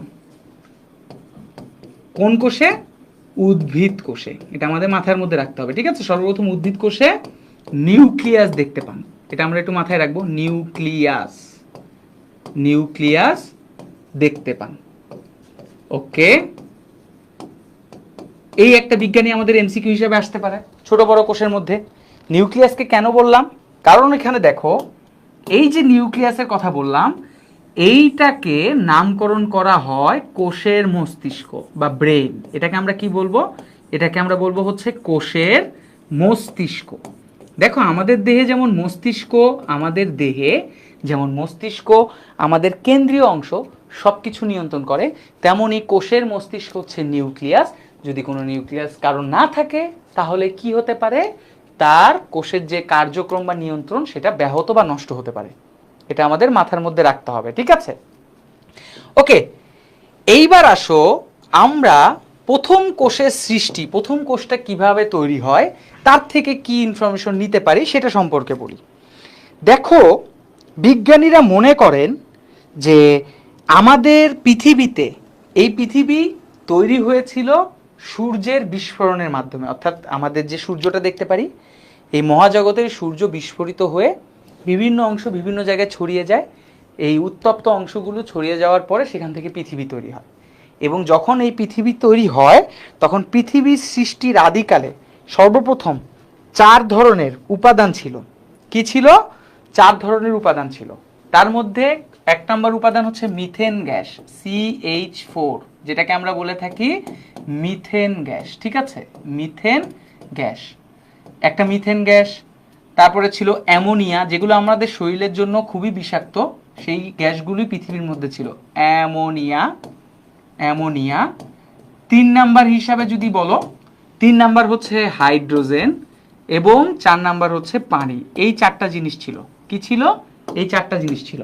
1 number methane gas, ammonia, hydrogen এবং পানি। তো পৃথিবীতে কিন্তু মুক্ত অক্সিজেন ছিল না। আমরা যে অক্সিজেনটা গ্রহণ করি সেই অক্সিজেনটা পৃথিবীতে ছিল না। এই যে 4টা কোষ আছে, এই যে 4টা গ্যাস আছে, এরা সমন্বিত হয়ে বা একত্রে মিলিত হয়ে পরবর্তীতে কি তৈরি করে? একটা কোষ তৈরি করে। একত্রে মিলিত হয়ে একটা কোষ তৈরি করে। ঠিক আছে? একত্রে মিলিত হয়ে একটা নর্মাল কোষ তৈরি করে এবং এটা একটা বিক্রিয়ার মাধ্যমে এই কোষগুলো তৈরি হয়। ধর একটা সাধারণ কোষ যখন পৃথিবীতে তৈরি হয় তখন ওই কোষগুলোতে নিউক্লিয়াস চলে আসে, সেখানে মাইটোকন্ড্রিয়া তৈরি হয় বা যা যা উপাদানগুলো দরকার সেগুলো থেকে উদ্ভিদ কোষ আসে। তাহলে এরা একত্রে মিলিত হয়ে যে সাধারণ কোষ তৈরি করে, এই সাধারণ কোষ থেকে প্রথমে চলে আসে উদ্ভিদ কোষ। কে চলে আসবে? উদ্ভিদ কোষ। ঠিক আছে? উদ্ভিদ কোষ থেকে সর্বপ্রথম, এই উদ্ভিদ কোষটা কিন্তু উচ্চ শ্রেণীর উদ্ভিদ কোষ না, মানে এখন যে উদ্ভিদ কোষগুলো আমরা দেখতে পারি সেই উদ্ভিদ কোষগুলো কিন্তু এগুলো না, এটা মাথায় রেখো। এই উদ্ভিদ কোষটা হচ্ছে অত্যন্ত নিম্নমানের কোষ, সেখান থেকে তৈরি হয় প্রাণী কোষ। এই প্রাণী কোষটাও কিন্তু নিম্নমানের। প্রাণী কোষটাও কি? নিম্নমানের। অর্থাৎ সর্বপ্রথম এই গ্যাসগুলো মিলিত হয়ে একটি কোষ তৈরি করে, সেখান থেকে আসবে উদ্ভিদ কোষ, উদ্ভিদ কোষ থেকে আসে প্রাণী কোষ, এবং এরা সবাই অনুন্নত। অর্থাৎ এখন বর্তমানের কোনো প্রাণীর কোষ নিয়ে পরীক্ষা করলে যা যা পাবা, তখনকার সময়ের প্রাণী কোষগুলো কিন্তু এরকম ছিলাম না। এখনকার সময়ে উদ্ভিদ কোষগুলো পরীক্ষা করলে যা যা পাবা, তখনকার সময়ে উদ্ভিদ কোষ উৎপন্ন হওয়া আদিকালে, মানে পৃথিবীর সৃষ্টির শুরুর দিকে যে কোষ ছিল সেগুলো কিন্তু এরকম না। এই উদ্ভিদ কোষ থেকে মনে করো প্রথমে তৈরি হয়েছে শৈবাল, ছত্রাক, ব্যাকটেরিয়া, তারপর আস্তে আস্তে মনে করো উন্নত উদ্ভিদগুলো আস্তে আস্তে তৈরি হয়েছে। প্রাণী কোষের ক্ষেত্রেও সেম ভাবে প্রথমে তৈরি হয়েছে অ্যামিবা, তারপর আস্তে আস্তে উন্নত প্রাণীর দিকে যাচ্ছে। এখন এখানে একটা টপিক আছে, এই টপিকটা তোমরা প্রথম কলেজে গেলেই এই পরীক্ষাটা তোমরা প্রশ্নটা এটা পাবা। সেটা হচ্ছে এই প্রাণী কোষের সাথে একটা ব্যাকটেরিয়া যুক্ত হয়। এই প্রাণী কোষের সাথে একটা ব্যাকটেরিয়া যুক্ত হয় যার নাম হচ্ছে বায়োবিও ব্যাকটেরিয়া। অর্থাৎ যুক্ত হয় বলতে এই ব্যাকটেরিয়াটা এই প্রাণী কোষের ভিতরে ঢুকে যায়, এই বায়োবিও ব্যাকটেরিয়া। ঠিক আছে? বায়োবিও ব্যাকটেরিয়া, বায়োবিও ব্যাকটেরিয়া জিনিসটা কি? বায়োবিও ব্যাকটেরিয়া মানে কি? ব্যাকটেরিয়া মানে তো ব্যাকটেরিয়া, যেটা একটা জীবাণু। কিন্তু এখানে প্রশ্ন হচ্ছে ভাইয়া, এই প্রাণী কোষের সাথে, অনুন্নত প্রাণী কোষের সাথে এই বায়োবিও ব্যাকটেরিয়া যুক্ত হলে কি তৈরি করে? এরা উন্নত কোষ তৈরি করে, ওই প্রাণী কোষের মধ্যে নিউক্লিয়াস তৈরি করে, প্রকৃত কোষের দিকে যায়, যেটা আমরা একটু পরে পড়বো, আদি কোষ, প্রকৃত কোষ। প্রশ্ন হচ্ছে এই বায়োবিও জিনিসটা কি? বায়োবিও মানে হচ্ছে যারা অক্সিজেনের উপস্থিতিতে বাঁচে, যারা অক্সিজেনের উপস্থিতিতে বাঁচে। এখন এখানে একটা প্রশ্ন দেখো, মজার বিষয় দেখো, বায়োবিও ব্যাকটেরিয়া অক্সিজেন ছাড়া বাঁচতে পারে না, অর্থাৎ মানুষের মতো। তার মানে যখনই বায়োবিও ব্যাকটেরিয়া এই প্রাণী কোষের সাথে যুক্ত হয়, তার মানে পৃথিবীতে অলরেডি অক্সিজেন চলে আসে। কারণ আমাদের এই 4টা গ্যাসের মধ্যে কিন্তু অক্সিজেন ছিল না। আমরা জানি প্রত্যেকটা প্রাণী বেঁচে থাকতে গেলে তখন কিন্তু কি দরকার? অক্সিজেন দরকার। তাহলে মানে যখনই বায়োবিও ব্যাকটেরিয়া প্রাণী কোষের সাথে মিলিত হবে, তখনই কিন্তু আমরা কি বলবো? তার মানে পৃথিবীতে অক্সিজেনের উপস্থিতি তখন পাওয়া যাচ্ছে। আর যখনই পৃথিবীতে অক্সিজেনের উপস্থিতি পাওয়া যাবে, তখনই কিন্তু আমাদের কি হয়? আস্তে আস্তে প্রাণীর উদ্ভব ঘটে, প্রাণী কোষের উদ্ভব ঘটে। এখন এই যে বললাম না যে বায়োবিও ব্যাকটেরিয়া প্রাণী কোষের সাথে যুক্ত হলো, এরকম উদ্ভিদ কোষের সাথে যুক্ত হতে পারে। এই প্রক্রিয়ার নাম হচ্ছে এন্ডোসিম্বায়োসিস। এই বায়োবিও ব্যাকটেরিয়া যে প্রাণী কোষের ভিতর ঢুকলো, এই প্রক্রিয়ার নামই হচ্ছে এন্ডোসিম্বায়োসিস। এই প্রক্রিয়ার নাম কি? এই প্রক্রিয়ার নাম হচ্ছে এন্ডোসিম্বায়োসিস। ঠিক আছে? সিম্বায়োসিস। এই প্রক্রিয়ার নাম কি হবে? এন্ডোসিম্বায়োসিস। এটা মাথায় রাখবো, এই জিনিসটা আসবে। এন্ডোসিম্বায়োসিস মানে কি? এখন আসলে এই ওয়ার্ডটা আমরা একটু ভাঙাই, যে ভাই এখন এই যে নতুন একটা ওয়ার্ড আসলো, এন্ডোসিম্বায়োসিস। এই এন্ডোসিম্বায়োসিস শব্দ বলতে কি বোঝানো হয়েছে? এই বায়োবিও ব্যাকটেরিয়া প্রাণীকোষের মধ্যে ঢোকার কারণে এটাকে যদি আমরা এন্ডোসিম্বায়োসিস বলি, তার মানে এই এন্ডোসিম্বায়োসিস জিনিসটা কি, ঠিক আছে? ফটোসিনথেটিক বা বায়োবিও ব্যাকটেরিয়াগুলো, ফটোসিনথেটিক মানে কি? এখানে আরেকটা শব্দ চলে আসে যে ফটোসিনথেটিক শব্দের অর্থ কি? ফটোসিনথেটিক, এই শব্দটা একটু ভাঙাই আগে, তারপর এন্ডোসিম্বায়োসিস বলি। শব্দটা হচ্ছে কোনটা? সেটা হচ্ছে ফটোসিনথেটিক, ঠিক আছে? ফটোসিনথেটিক। এই ফটোসিনথেটিক মানে কি? ফটোসিনথেটিক মানে হচ্ছে ফটো মানে আলো, আর সিনথেটিক মানে হচ্ছে সালোক সংশ্লেষণ বা সংশ্লেষণ, যার মানে হচ্ছে সিনথেসিস থেকেই সিনথেটিক শব্দটা আসছে। আলোর মাধ্যমে কোনো কিছু তৈরি করা। এখন আলোর মাধ্যমে কি তৈরি করবে? শর্করা জাতীয় খাদ্য তৈরি করবে, শর্করা জাতীয় খাদ্য তৈরি করবে। আর শর্করা জাতীয় খাদ্য আলোর মাধ্যমে উদ্ভিদ তৈরি করলে সেই প্রক্রিয়ার নাম হচ্ছে সালোক সংশ্লেষণ। তাহলে ফটোসিনথেসিস বা ফটোসিনথেটিক মানে হচ্ছে সালোক সংশ্লেষণ প্রক্রিয়ায় আলোকে ব্যবহার করে, অক্সিজেন অর্থাৎ কার্বন ডাইঅক্সাইডকে ব্যবহার করে শর্করা জাতীয় খাদ্য তৈরি করে হচ্ছে ফটোসিনথেটিক। এখন এই ফটোসিনথেটিক ব্যাকটেরিয়া বা ফটোসিনথেসিসের বৈশিষ্ট্য এই ব্যাকটেরিয়ার মধ্যে থাকে। একেতে বায়োবিও, তার মধ্যে এর মধ্যে কি বৈশিষ্ট্য আছে? সালোক সংশ্লেষণের মাধ্যমে খাদ্য তৈরি করার মতো একটা ক্ষমতা আছে। আর এই ব্যাকটেরিয়া যখন প্রাণী কোষের মধ্যে ঢুকে তখন আমরা সেটাকে বলছি এন্ডোসিম্বায়োসিস, বা এটাকে উদ্ভিদ কোষের মধ্যেও ঢুকতে পারে। শুধুমাত্র প্রাণী কোষে ঢুকবে তা কিন্তু না, এটা উদ্ভিদ কোষেও ঢুকতে পারে। কারণ যেই ব্যাকটেরিয়া সালোক সংশ্লেষণ করবে সেই ব্যাকটেরিয়া কিন্তু উদ্ভিদ কোষের মধ্যে ঢুকেও সালোক সংশ্লেষণ করতে সক্ষম হবে। তো উদ্ভিদ কোষকে ওরা বেশি চয়েস করে।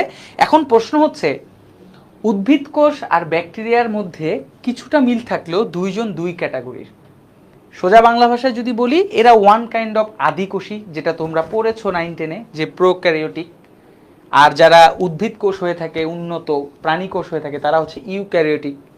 তো দুইজন তো দুই মেরুর, দুইজনের সাথে কিন্তু তেমন কোনো মিল নেই, মানে খুব কম পরিমাণ মিল পাওয়া যায়, কিন্তু দুইজন যে একে অপরের বন্ধু তা কিন্তু না।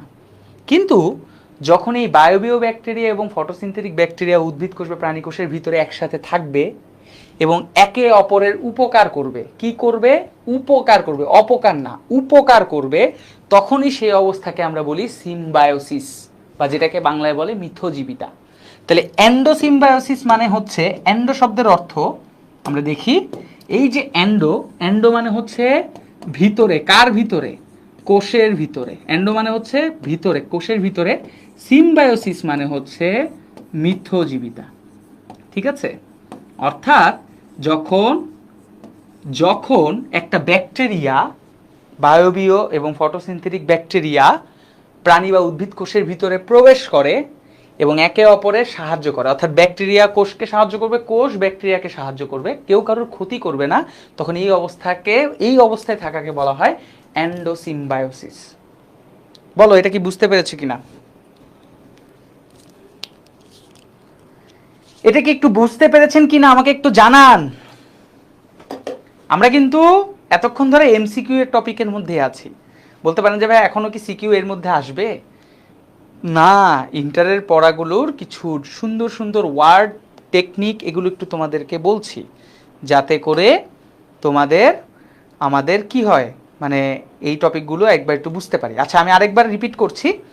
আর তোমাদের যারা নেটের প্রবলেম হচ্ছে, আমি একটু বলে রাখি, একটু আগে থেকেই বলে রাখি, সেটা হচ্ছে যে তোমাদের এই যে নেটের প্রবলেম হওয়ার অন্যতম, বা আমাদের এখানেও হতে পারে, এটার অন্যতম কারণ হচ্ছে যে তোমরা সবাই জানো যে বর্তমানে বাংলাদেশের উপর দিয়ে কিন্তু ঘূর্ণিঝড় যাচ্ছে অলরেডি। উপকূল এলাকা, বিশেষ করে তোমরা যদি এখানে থেকে থাকো, মানে বরিশাল বা খুলনা অঞ্চলের হয়ে থাকো, তাহলে ওই দিকের অবস্থা তো আরও খারাপ হওয়ার কথা। তো ওই দিকে কিন্তু অলরেডি ঘূর্ণিঝড় হচ্ছে, তাই বাংলাদেশে এখন বর্তমান নেটওয়ার্কের অবস্থা কিন্তু একটু করুন।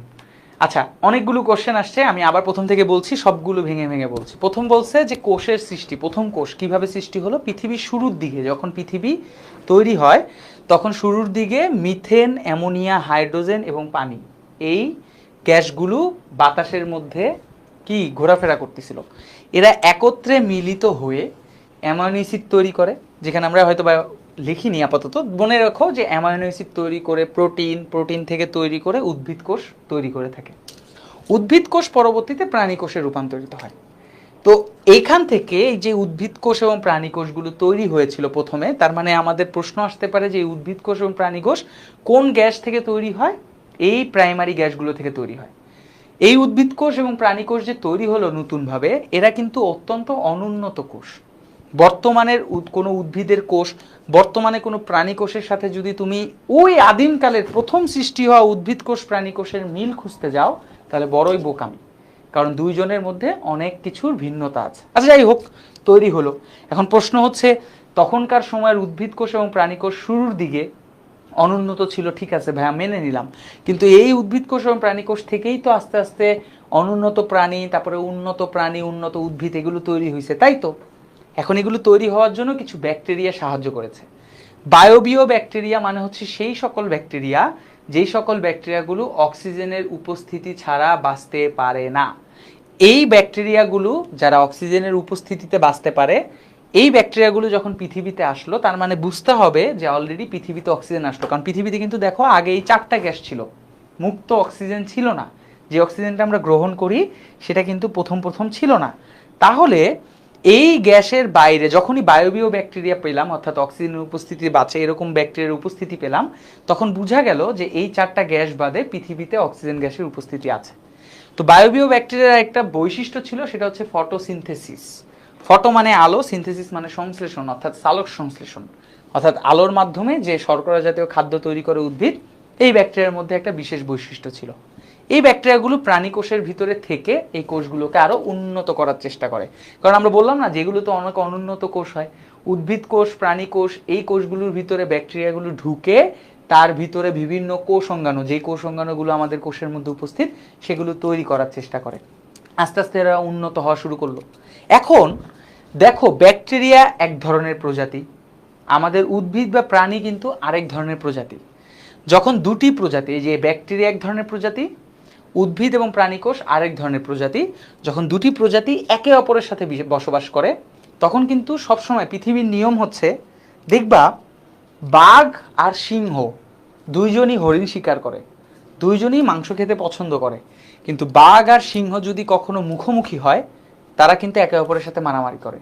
কেন? কারণ তারা দুজন ভিন্ন প্রজাতি, তাদের বৈশিষ্ট্য, খাওয়া দাওয়া, চাল চলন, রাগ, ভালো লাগা সব কিছু এক হলেও তারা একজন আরেকজনকে সহ্য করতে পারে না।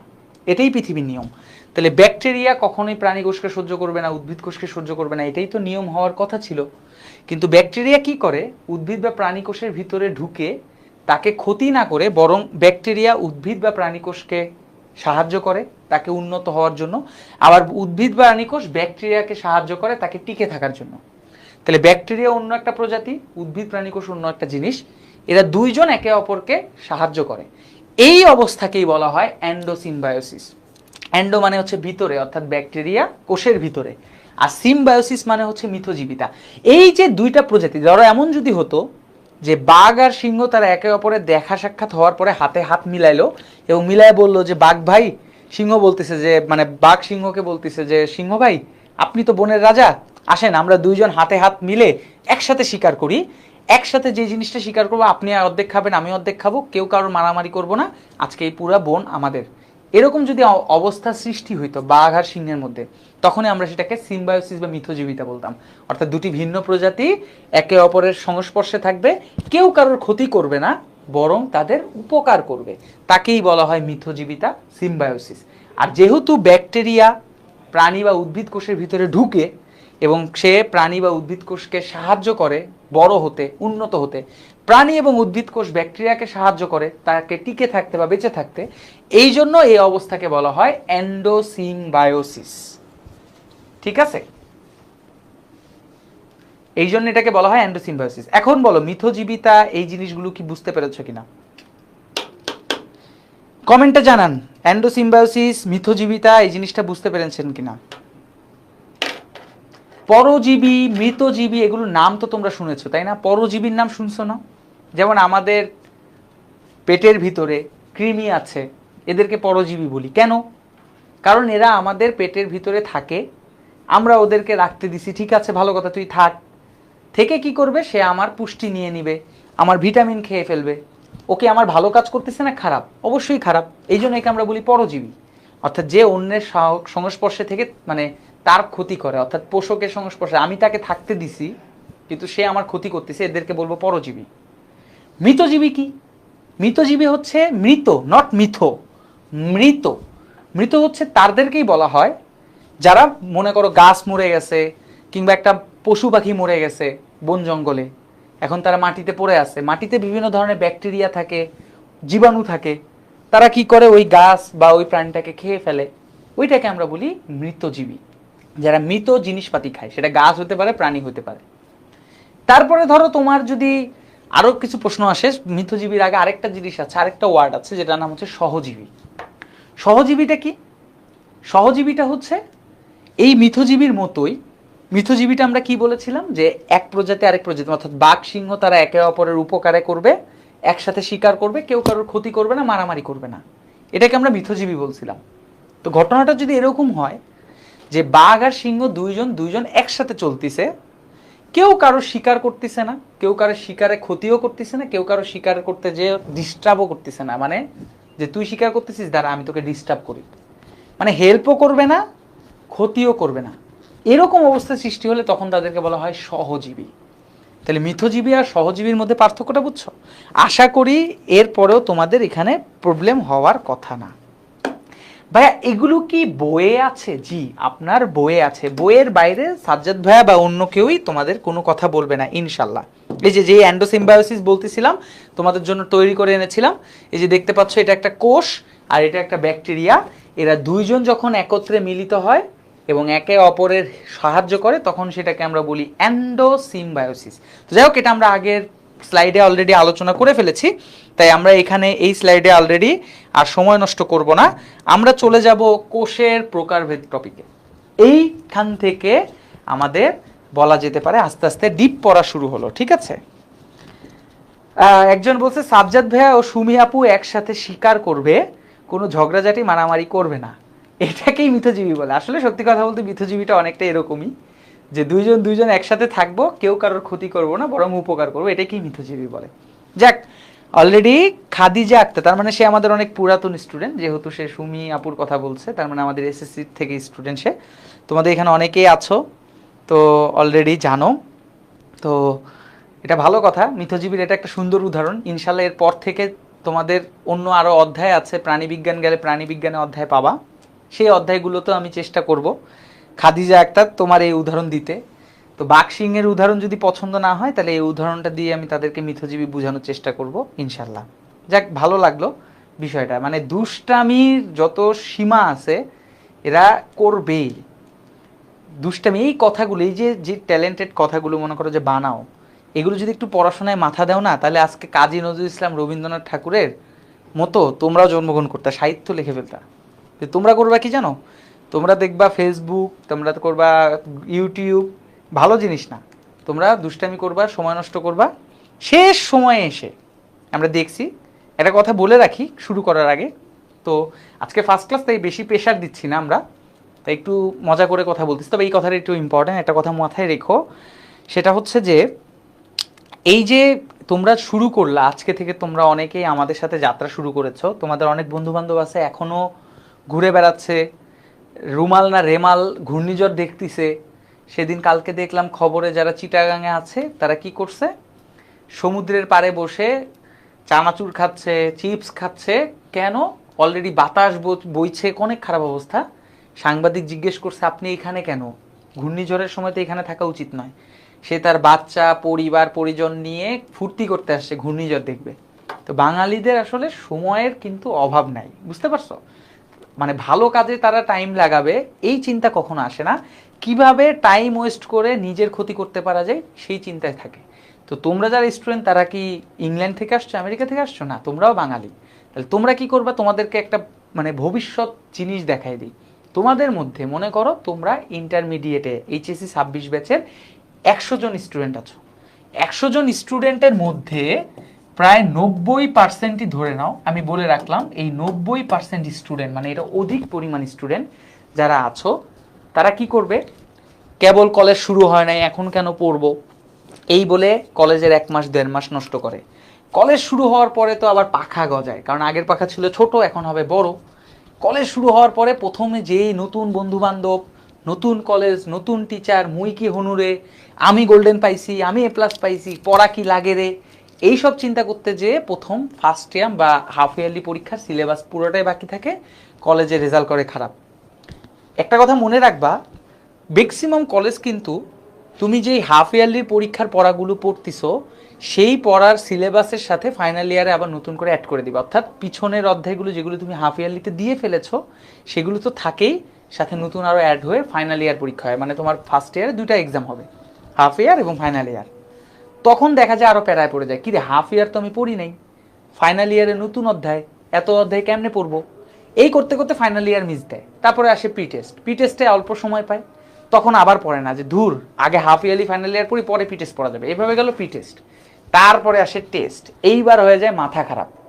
তখন আমাদের ম্যাক্সিমাম স্টুডেন্ট এসে বলে ভাইয়া কিছুই পড়ি নাই, টেস্টে পাস করতে চাই, যে কোনো মতো টেনে টুনে পাস করে, পাস করার পরে একটু হাফ ছাড়ে, যে যাক এত কষ্ট করছি, পুরা বই পড়ছি, টেস্ট পরীক্ষা দিছি, এইচএসসি পরীক্ষা আছে 4 মাস, আমরা পরে পড়বো, একটু 1 মাস রেস্ট নিই, কারণ তখন কলেজ অফ হয়ে যায়, টেস্টের পরে তোমাদের সাথে কলেজের মোটামুটি সম্পর্ক বিচ্ছেদ হবে, যে না আর এদেরকে রেখে লাভ নেই, এরা তখন তোমাদেরকে মডেল টেস্ট নিবে, এই নিবে ওই নিবে। ওই সময়টা পুরো আরও বেশি বিন্দাস ফ্রি টাইম পায়, বিভিন্ন উল্টাপাল্টা টাইমে নষ্ট করে এইচএসসি পরীক্ষা কোনো মতো দেয়। তেমনই যেমন তোমরা এসএসসি পরীক্ষা দিয়েছো, এরকম এইচএসসি পরীক্ষাও দিবা, দেখবা আল্লাহ কপালে রাখলে এ প্লাস বা গোল্ডেন পাবা, এই পর্যন্তই ফাইন, তোমার কিন্তু এখানেই যাত্রা শেষ, এরপরে আর তুমি বাঁচবা না। কারণ এরপরে যে অ্যাডমিশন পরীক্ষা, এই পরীক্ষায় কিন্তু আর ওই গোল্ডেন এ প্লাস বা এ প্লাস দেখবে না, তখন তোমার মেধা দেখবে। সো যারাই প্রথম থেকে কন্টিনিউয়াসলি একটু একটু, এখন বেশি পড়ার দরকার না, একটু একটু করে পড়ে রাখো, নিজেকে আগায় রাখো, এই রেস থেকে নিজেকে অনেক দূরে আগায় রাখো, সেই পরবর্তীতে জয়ী হবা। চলো কোষের প্রকারভেদ, চলো আমরা একটু 9-10-এর পড়া পড়ি, আবার 9-10-এর পড়া, কারণ এই 9-10-এর পড়াগুলো পড়লে তোমাদের একটু ভালো লাগবে, যে ভাই এতক্ষণ ধরে যা বললেন এগুলো তো 9-10-এ জীবনও শুনি নাই, কিন্তু এবার এখন যা বলবো তা মোটামুটি তুমি 9-10-এ মনু শুই না আসবা, বুঝছো? হেইয়া তাহলে তোমার একটু পড়ায় লই, বরিশালে ভাষায় মই কথা কইতে মোর হেব্বি লাগে, ঠিক আছে? এইবার দেখো 9-10-এর পড়া কিভাবে। কোষের প্রকারভেদের ক্ষেত্রে আমরা প্রথমত 2-2-4 ভাগে ভাগ করি। কিভাবে? একটা হচ্ছে শারীরবৃত্তীয়, শারীরবৃত্তীয় মানে হচ্ছে কি কাজ করছে তার উপর। শারীরবৃত্তীয়কে সোজা বাংলা ভাষায় যদি আমি প্রকাশ করি, সেটা হচ্ছে এই শারীরবৃত্তীয় ওয়ার্ডটা যদি কঠিন লাগে, তাহলে সোজা বাংলা ভাষা হচ্ছে কি কাজ করছে, কি কাজ করছে তার উপর। শারীরবৃত্তীয় মানে হচ্ছে কি কাজ করছে তার উপর ভিত্তি করে কোষকে 2 ভাগে ভাগ করা হয়। এই নামটা তোমরা অলরেডি শুনে থাকবা। কিভাবে? খেয়াল করো, তোমরা 1 নম্বরে শুনবা দেহ কোষ, এটা অবশ্যই শুনেছো, দেহ কোষ, ঠিক আছে? আরেকটা নাম শুনবা জনন কোষ। এই নামগুলো 9-10-এ পড়েছি না আমরা? একটু ভালো করে খেয়াল করে দেখো। কেন শারীরবৃত্তীয় বললাম জানো? কারণ তোমরা যে জিনিসটা খুঁজতিছো, আমি জানি তোমরা কি খুঁজতিছো, তোমরা খুঁজতিছো যে ভাইয়া আমরা সবচেয়ে বেশি পড়েছি কোনটা জানেন? আমরা সবচেয়ে বেশি পড়েছি আদি কোষ আর প্রকৃত কোষ, কিন্তু আপনি তো শুরুই করলেন দেহ কোষ আর প্রকৃত মানে জনন কোষ। তো এই জিনিসটা না খুঁজে তো আমাদের আদি কোষ প্রকৃত কোষ পড়াইলেই ভালো হইতো, ওটা সম্পর্কে অনেক কিছু জানি, কিন্তু দেখবেন আপনি অনেক কিছু জানার পরেও নতুন কিছু ইনফরমেশন অ্যাড হবে। তো আগে সর্বপ্রথম দেহ কোষ জনন কোষ কিসের উপর ভিত্তি করে হচ্ছে? এটা হচ্ছে শারীরবৃত্তীয়, মানে কি কাজ করছে, অর্থাৎ সোজা বাংলা ভাষায় যেই কোষ দেহের গঠন ও কাজে ব্যবহৃত হয়, যে কোষ দেহের গঠন এবং কাজে ব্যবহৃত হয়, অর্থাৎ দেহের গঠন ও কাজের উপর ব্যবহার করা হয় বা কাজে ব্যবহার করা হয়, তাকেই আমরা বলে থাকি দেহ কোষ। তাহলে জনন কোষ কোনটা ভাইয়া? জনন কোষ হচ্ছে তাদেরকেই বলবো যারা জনন কাজে সাহায্য করে, যারা জনন কাজে সাহায্য করে, ঠিক আছে? জনন কাজে সাহায্য করে তাদেরকে আমরা কি বলবো? জনন কোষ, সাহায্য করে। এখন প্রশ্ন হচ্ছে ভাইয়া এখান থেকে তো অবজেক্টিভ আসতে পারে, অবজেক্টিভ কিভাবে আসতে পারে? দেহ কোষের উদাহরণ কি, জনন কোষের উদাহরণ কি? দেহ কোষের উদাহরণ যদি শুরু করি, ছোটবেলায় আমরা একটা ডিকশনারি পড়তাম, দেখা যেত এতটুকু বই থাকতো 300 পেজ 200 পেজে, মানে পৃথিবীতে এমন কোনো ওয়ার্ড নাই যে ওই ডিকশনারিতে নাই। তাহলে দেহ কোষের উদাহরণ দিতে গেলেও এরকম ডিকশনারির মতো অনেক কোষ বানানো যাবে, আমার এত কোষ পড়ার সময় নাই। তাহলে আমি কি করব? আমি যেটা করব, এই জনন কোষের উদাহরণ পড়ব শুধুমাত্র, কারণ আমরা জনন কোষের 2টা উদাহরণ জানি, একটা হচ্ছে শুক্রাণু, আরেকটা হচ্ছে আরেকটা কি, 2 নাম্বার হচ্ছে ডিম্বাণু। ঠিক আছে, 2 নাম্বার কি, ডিম্বাণু। মনে রাখবা শুক্রাণু এবং ডিম্বাণু এই দুইটা কোষ বাদে পৃথিবীর সকল কোষই হচ্ছে দেহকোষ। শুক্রাণু এবং ডিম্বাণু বাদে পৃথিবীর সকল কোষ কি, দেহকোষ। এটা একটু মাথায় রাখবো। সো এটা গেল আমাদের কিসের উপর ভিত্তি করে, কোষের শারীরবৃত্তীয় কাজের উপর। এইবার আসো নিউক্লিয়াসের গঠনের উপর ভিত্তি করে। কিসের গঠনের উপর ভিত্তি করে, নিউক্লিয়াসের গঠনের উপর ভিত্তি করে। তোমরা সবাই জানো এই নিউক্লিয়াসের গঠনের উপর ভিত্তি করে যদি আমি এদেরকে ভাগ করি, এদেরকে মোটামুটি 2টা ভাগে ভাগ করা যাবে। কয়টা ভাগে ভাগ করা যাবে, 2টা ভাগে। এক নাম্বার যদি বলি, 1 নাম্বার হচ্ছে আদি কোষ। 1 নাম্বার কি, আদি কোষ, বা যেটাকে আমরা বলে থাকি প্রোক্যারিওটিক। কি বলবো এটাকে আমরা, প্রোক্যারিওটিক। প্রোক্যারিওটিক। আর 2 নাম্বার যদি বলি, এটা তোমরা সবাই জানো, 2 নাম্বার কোষ হচ্ছে প্রকৃত কোষ, যেটাকে আমরা বলে থাকি ইউক্যারিওটিক। যেটাকে আমরা কি বলবো, ইউক্যারিওটিক। Eukaryotic, karyotic. এই যে এইখানেও কিন্তু আমাদের বায়োলজির নামকরণ নিয়ে একটা খেলা আছে। খেলাটা কিভাবে, খেয়াল করো, খেলাটাকে খেয়াল করতে হবে। খেলাটাকে খেয়াল করবো কিভাবে, এই যে এই প্রো শব্দের অর্থ হচ্ছে আদি, ঠিক আছে, আর ক্যারিওটিক শব্দের অর্থ হচ্ছে নিউক্লিয়াস, আদি নিউক্লিয়াস। তার মানে আদি কোষের কি থাকবে না, নিউক্লিয়াস সুগঠিত থাকবে না। কি সুগঠিত থাকবে না, নিউক্লিয়াস সুগঠিত থাকবে না। ঠিক আছে। আর যদি তোমরা জিজ্ঞেস করো যে ভাইয়া বায়োলজিতে আমরা অনেক জায়গায় ইউ শব্দটা পেয়েছি, এই ইউ শব্দের মানে কি, ইউ শব্দের অর্থ হচ্ছে প্রকৃত। তোমরা বায়োলজিতে এরকম অনেক শব্দ পাবা, যেমন কোনো কিছু নামের আগে যদি শব্দটা ইউজ করা হয় তাহলে আমরা বুঝি হচ্ছে নাই বা শূন্য বুঝায়। কি বুঝায়, নাই বা শূন্য বুঝায়। যদি কোনো কিছু শব্দের আগে, ঠিক আছে, সিউডো শব্দটা ইউজ করা হয়, কোনো কিছু শব্দের আগে সিউডো শব্দটা ইউজ করা হয়, তখন সেটাকে বুঝায় অপ্রকৃত। ঠিক আছে, অপ্রকৃত। যদি কোনো কিছু শব্দের আগে ইউ শব্দটা ইউজ করা হয় তাহলে সেটাকে বোঝায় হচ্ছে প্রকৃত বা সুগঠিত। সুগঠিত। তাহলে এই জন্যই প্রকৃত কোষে ইউক্যারিওটিক শব্দটা ইউজ করা হয়েছে, যার মানে হচ্ছে সুগঠিত নিউক্লিয়াস। অর্থাৎ যার নিউক্লিয়াসে মোটামুটি, এই যে নিউক্লিয়াস দেখতে পাচ্ছ না, এই নিউক্লিয়াসে মোটামুটি 4টা জিনিস বা 5টা জিনিস থাকতেই হবে। যেমন 1 নাম্বার হচ্ছে আবরণ, নিউক্লিয়াসের চারপাশে আবরণ থাকতে হবে। 2 নাম্বার হচ্ছে নিউক্লিওলাস, নিউক্লিওলাস, ঠিক আছে, নিউক্লিওলাস। যদিও তোমাদের নিউক্লিয়াস নিয়ে ডিটেলস পড়ানো হবে, আমি আপাতত প্রাইমারি ভাবে ধারণা দিচ্ছি। তারপরে হচ্ছে মনে করো নিউক্লিওপ্লাজম, নিউক্লিওপ্লাজম, ঠিক আছে, নিউক্লিওপ্লাজম। 4 নাম্বার যদি বলো নিউক্লিওপ্লাজমের পরে সর্বশেষ হচ্ছে নিউক্লিয়ার রেটিকুলাম, নিউক্লিয়ার রেটিকুলাম। এই যে 4টা জিনিস বললাম তোমাদেরকে, এই 4টা জিনিস তোমার মাস্ট একটা নিউক্লিয়াসে থাকতে হবে।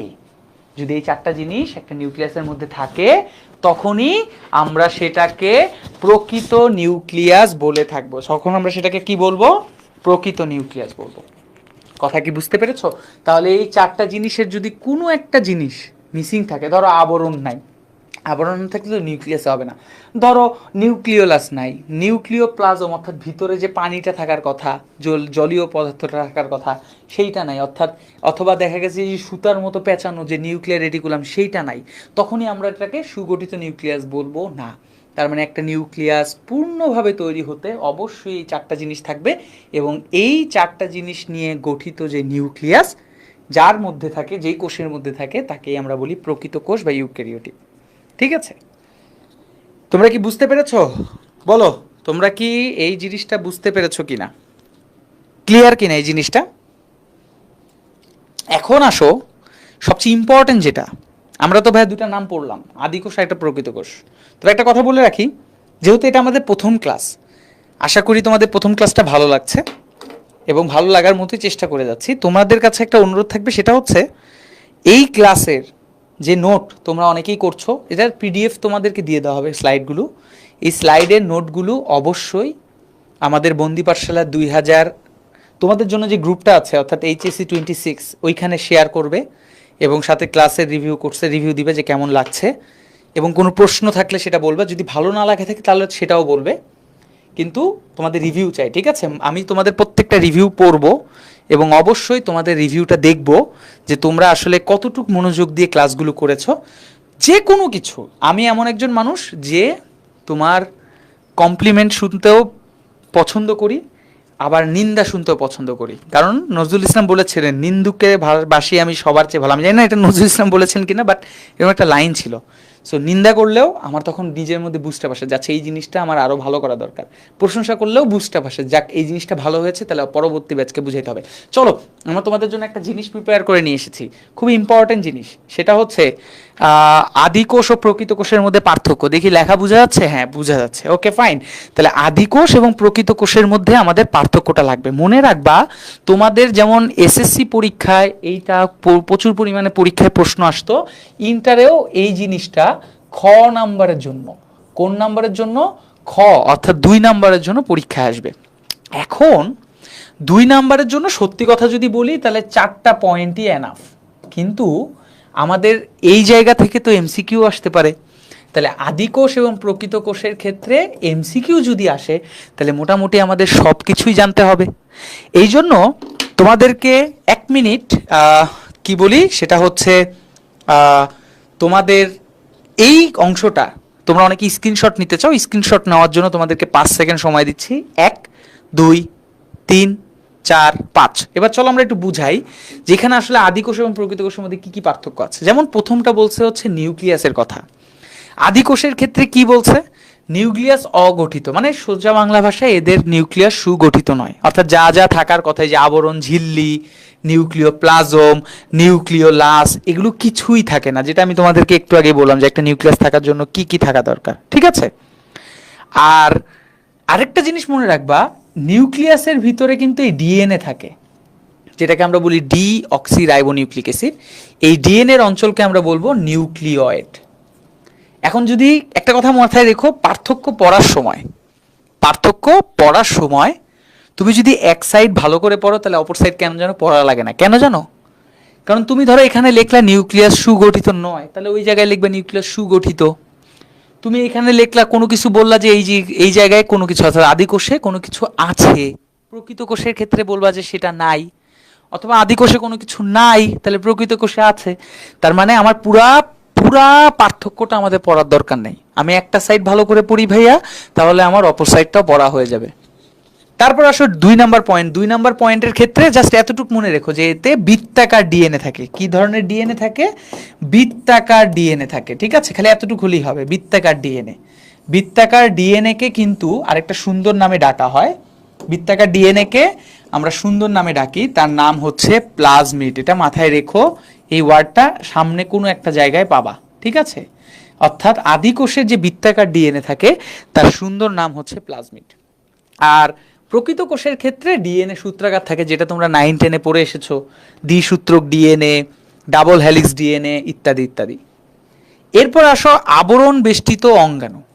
আবরণ বেষ্টিত অঙ্গাণুর কথা যদি বলো তাহলে আবরণ বেষ্টিত অঙ্গাণুর মধ্যে, মানে আদিকোষের ক্ষেত্রে কোনো আবরণ বিশিষ্ট অঙ্গাণু থাকে না। প্রকৃত কোষে তাহলে থাকে। আবরণ বেষ্টিত অঙ্গাণু বলতে কি বোঝানো হয়েছে জানো? আবরণ বেষ্টিত অঙ্গাণু মানে হচ্ছে ধরো মাইটোকন্ড্রিয়া, ধরো ক্লোরোপ্লাস্ট, ধরো গোলগি বডি, ধরো এন্ডোপ্লাজমিক রেটিকুলাম, এই অঙ্গাণুর কথাগুলো মূলত বলা হয়েছে আদিকোষে থাকবে না, প্রকৃত কোষে থাকবে। এই যে রাইবোজোম, এখন প্রশ্ন করতে পারবে ভাই রাইবোজোম তো মাইটোকন্ড্রিয়া, গোলগি বডি, ক্লোরোপ্লাস্ট, এগুলোর নাম তো তোমরা শুনেছো তাই না? তো এগুলো তোমরা বলতে পারো যে ভাই মাইটোকন্ড্রিয়া, প্লাজমিড, এগুলোর মতো তো রাইবোজোম পাওয়ারফুল, একটা শক্তিশালী কোষ অঙ্গাণু, কোষ যোগ অঙ্গাণু, যাদেরকে আমরা বলি কোষ অঙ্গাণু। তো এও তো মূলত আদি কোষেও আছে, প্রকৃত কোষেও আছে। তাহলে এইটা কেন আমরা মানে আদি কোষ থেকে বাইরে বের করলাম না? রাইবোজোম এমন একটা কোষ অঙ্গাণু যেটা আদি কোষে থাকে 70S এবং প্রকৃত কোষে থাকে 80S। এখন এই 70-80 মানে কি? 70-80 কি সংখ্যা দিয়ে কিছু বোঝানো হচ্ছে? 70-80 মানে হচ্ছে এর প্রকারভেদ, যেটা তোমরা পরবর্তী ক্লাসের প্রকারভেদ রাইবোজোমের একটা টপিক আছে, সেখানে আরো ডিটেলস জানবা। আমি তোমাদেরকে এখানে একটু ছোট্ট আলাপ করি, কারণ এটা যেহেতু ওই রাইবোজোমের টপিকে আলোচনা করাই হবে, এখানে শুধু শুধু সময় নষ্ট করার দরকার নেই, আমরা টপিকে আগাবো। 70S মূলত আদি কোষে থাকবে, 80S হচ্ছে প্রকৃত কোষে থাকে। মূলত রাইবোজোমের প্রকারভেদকে সংখ্যা দ্বারা প্রকাশ করা হয়, 70 এবং 80। আর এই এস মানে হচ্ছে ভেদবার্গ ইউনিট, এইটাকে বলা হয় ভেদবার্গ। তোমরা এখন বলতে পারো ভাই এস দিয়ে যে ভেদবার্গ ইউনিট হয়, ভেদবার্গ ইউনিট, ঠিক আছে, ভেদবার্গ ইউনিট। এখন এই এসটা কেন আমরা উচ্চারণ করলাম না? কারণ ওই যে জার্মানি ভাষায় বা অন্যান্য বিভিন্ন ল্যাটিন ভাষার ক্ষেত্রে অনেক সময় WS এটাকে উচ্চারণ করা হয় না। এটা একটা ইউনিট বা একক, অর্থাৎ এটা রাইবোজোমের একক, যেটার নাম হচ্ছে ভেদবার্গ ইউনিট, এবং শুরুই হয়েছে বানানটা এস দিয়ে। এই কারণে আমরা 70-80S বলে থাকি। কথাটা কি বুঝতে পারছো? তোমরা হয়তো অনেকেই 9-10 পড়েছো রাইবোজোম 70-80S, কিন্তু এসটা মানে কি এটা অনেকে হয়তো বা জানো না। এটার মানে হচ্ছে ভেদবার্গ ইউনিট, যেটাকে সোজা বাংলা ভাষায় বলা হয় রাইবোজোমের একক। এরপর আসো সাইটোস্কেলেটন। এই যে সাইটো মানে হচ্ছে কি জানো? এই সাইটো শব্দের অর্থ, এই সাইটো শব্দের অর্থ হলো, সাইটো মানে হচ্ছে সবসময় মনে রাখবা কোষ। সাইটো মানে কি? কোষ। আর স্কেলেটন মানে কি জানো? স্কেলেটন মানে হচ্ছে কঙ্কাল। স্কেলেটন মানে কি? কঙ্কাল। তার মানে কোষীয় কঙ্কাল। একটা কোষের মধ্যে কঙ্কাল থাকবে। আমাদের যেমন দেহের ভিতরে বিভিন্ন হাড় থাকে না, আমাদের হাড় দেহের দৈহিক গঠন বা কঙ্কাল হিসাবে কাজ করে, তেমনি একটা কোষের নির্দিষ্ট আকার আকৃতিকে ধরে রাখার জন্য কিছু কোষাঙ্গাণু থাকে, যারা মূলত সবসময় কোষের আকার আকৃতি নিয়ে কাজ করে, তাই তাদের নাম হচ্ছে সাইটোস্কেলেটন। কিন্তু এটা আদি কোষে থাকবে না, প্রকৃত কোষে থাকবে। ঠিক আছে, বুঝতে পারছো? ওকে, এরপরে আসো আমরা নেক্সট কিছু পয়েন্ট বলি। এই পয়েন্টগুলো মোটামুটিভাবে আমি একটু দ্রুতই যাই, কারণ আমরা আরেকটা টপিক তোমাদেরকে দেখাবো। যেমন এখানে আরএনএ পলিমারেজ, আরএনএ পলিমারেজ 1 প্রকার 3 প্রকার, এটা কিন্তু একটা এনজাইমের নাম, যেটা মূলত ট্রান্সক্রিপশন, ডিএনএ রেপ্লিকেশন এই সকল ক্ষেত্রে কাজে লাগে। তো এই আরএনএ পলিমারেজ আদি কোষে থাকে না, মানে 1 প্রকার থাকে, প্রকৃত কোষে 3 প্রকার। আচ্ছা, অপেরন এবং হচ্ছে তোমার হচ্ছে জিনের গঠন যে ইন্ট্রন্স, এই দুইটা জিনিস তোমাদেরকে লাস্টের দিকে ব্যাখ্যা করা হবে। আমি কিন্তু আবারও বারবার বলছি যে আমাদের প্রত্যেকটা টপিকই বেছে বেছে, যে অপেরন কি, ইন্ট্রন্স কি, এগুলো প্রত্যেকটা জিনিসই তোমাদের প্রত্যেকটা নির্দিষ্ট টপিকে ব্যাখ্যা করা হবে। তো আপাতত এই ওয়ার্ডটা যে তুমি চিনছো বা নাম শুনছো, এটা মনে রেখো, যখন ব্যাখ্যা করব তখন তুমি দেখবা যে অপেরন কি, ইন্ট্রন্স কি। কিন্তু এখন আমরা আপাতত ব্যাখ্যা করছি না, আমরা একটু সামনে আগাই, কারণ আমাদের সামনের টপিকগুলো নিয়ে কথা বলতে হবে। তো অপেরন কিন্তু আদি কোষে থাকে, প্রকৃত কোষে থাকে না। ইন্ট্রন্স আদি কোষে থাকে না, প্রকৃত কোষে থাকে। এই জিনিসটাকে আমি আবারও বলছি যে এটা সামনের ক্লাসের একটা নির্দিষ্ট টপিকের মধ্যে ব্যাখ্যা করা হবে। তারপরে আসো কোষ বিভাজন। এটা তো জানোই, কোষ বিভাজনের মধ্যে আদি কোষের অ্যামাইটোসিস প্রক্রিয়া হয়, প্রকৃত কোষের ক্ষেত্রে কার হবে? এটা হচ্ছে মাইটোসিস, মিওসিস। শ্বসনের মধ্যে অবাত শোষণ। অবাত শোষণ মানে হচ্ছে, তোমরা সবাই জানো যে ধরো C6H12O6, এটা যদি অক্সিজেনের সাহায্যে ভেঙে তোমার হচ্ছে এটিপি তৈরি করে, অর্থাৎ শক্তি তৈরি করে, কার্বন ডাইঅক্সাইড গ্যাস তৈরি করে, পানি তৈরি করে, তখন এই বিক্রিয়াটার নামই হচ্ছে শ্বসন। তার মানে একটা গ্লুকোজ জাতীয় পদার্থকে অক্সিজেনের সাহায্যে জারিত করে এটিপি শক্তি তৈরি করা হয়। এই শক্তি তৈরি করার প্রক্রিয়াটাকে আমরা বলে থাকি শ্বসন প্রক্রিয়া। যদি এমন হয় যে এই অক্সিজেন নাই, মানে অনুপস্থিত, তখন আমরা সেটাকে বলি অবাত শোষণ। অর্থাৎ অক্সিজেন যদি উপস্থিত থাকে সেটাকে বলি সবাত, আর অক্সিজেন অনুপস্থিত থাকলে বলি অবাত। তার মানে অক্সিজেন উপস্থিত থাকে এবং সবাত শোষণ হয় কার? প্রকৃত কোষে। আর অক্সিজেন অনুপস্থিত বা অবাত শোষণ হয় আদি কোষের। এছাড়া ট্রান্সলেশন সাথে শুরু হবে, ট্রান্সলেশন শুরু হতে বিলম্ব হবে। ট্রান্সলেশন মানে হচ্ছে এটা একটা আলাদা টপিক, তোমাদের এই কোষ গঠনের লাস্টের দিকে আছে। খালি একটা ছোট্ট কথা বলি, তোমরা সবাই আরএনএ এর নাম শুনছো না? আরএনএ, এই আরএনএ কে প্রোটিনে পরিণত করাই হচ্ছে ট্রান্সলেশন। একটা ছোট্ট লাইন বলে দিলাম জাস্ট, ট্রান্সলেশন মানে হচ্ছে আরএনএ কে প্রোটিনে তৈরি করব। এটাকে আমরা কি বলে থাকি? ট্রান্সলেশন বলে থাকি। ঠিক আছে, আরএনএ কে প্রোটিনে তৈরি করাই হচ্ছে ট্রান্সলেশন। আচ্ছা, এইবার দেখো, একটা পয়েন্ট তোমাদের এখানে উল্লেখ করা হয়নি, যেটা এমসিকিউ হিসাবে প্রচুর আসে, সেটা হচ্ছে আদিকোষের, এই আদিকোষের মধ্যে কি কি জিনিস আছে, যেই জিনিসগুলো বা কি কি কোন কোন কোষের মধ্যে বা কোন কোন ব্যাকটেরিয়া বা অন্যান্য উপাদানের মধ্যে আদিকোষ দেখতে পাওয়া যায়, সেটা তোমাদের এখানে উল্লেখ করা হয়নি। তাহলে উদাহরণগুলো আমরা এখান থেকে জাস্ট একটু জেনে নিই। যেমন হচ্ছে মাইকোপ্লাজমা ব্যাকটেরিয়া, কি কি আছে আদিকোষের উদাহরণ যদি বলি, তাহলে আমরা শুধু যদি আদিকোষের উদাহরণ পড়ি তাহলে আমাদের প্রকৃত কোষের উদাহরণটা অনেকটা লাগে না, কিন্তু তাও আমরা পড়বো। সেটা হচ্ছে মাইকোপ্লাজমা, মাইকোপ্লাজমা ব্যাকটেরিয়া, ব্যাকটেরিয়া, তারপরে হচ্ছে বলা যেতে পারে সায়ানো ব্যাকটেরিয়া, সায়ানো ব্যাকটেরিয়া, এবং সর্বশেষ হচ্ছে মোনেরা রাজ্যের সবাই, মোনেরা রাজ্যের সবাই। এরা হচ্ছে সবাই আদিকোষী। এর বাইরে যা আছে মানে প্রকৃত কোষ হচ্ছে তারাই হবে যারা হচ্ছে উন্নত উদ্ভিদ ও প্রাণী কোষ। সোজা বাংলা ভাষা হচ্ছে উন্নত উদ্ভিদ ও ও প্রাণী কোষ হচ্ছে সবাই প্রকৃত কোষ। ঠিক আছে, উন্নত উদ্ভিদ ও প্রাণী কোষ কি সবাই হচ্ছে প্রকৃত কোষ। এই উদাহরণটা কিন্তু আমাদের প্রচুর পরীক্ষা আসে, এটাও চাইলে তোমরা আরেকটা পয়েন্ট হিসাবে এটাকে পার্থক্য হিসাবে লিখে রাখতে পারো। সো আমরা নেক্সট টপিকে একটু চলে যাই। এই টপিকটা হচ্ছে শুধুমাত্র এমসিকিউ এর জন্য লাগে। কিসের জন্য লাগবে? এমসিকিউ।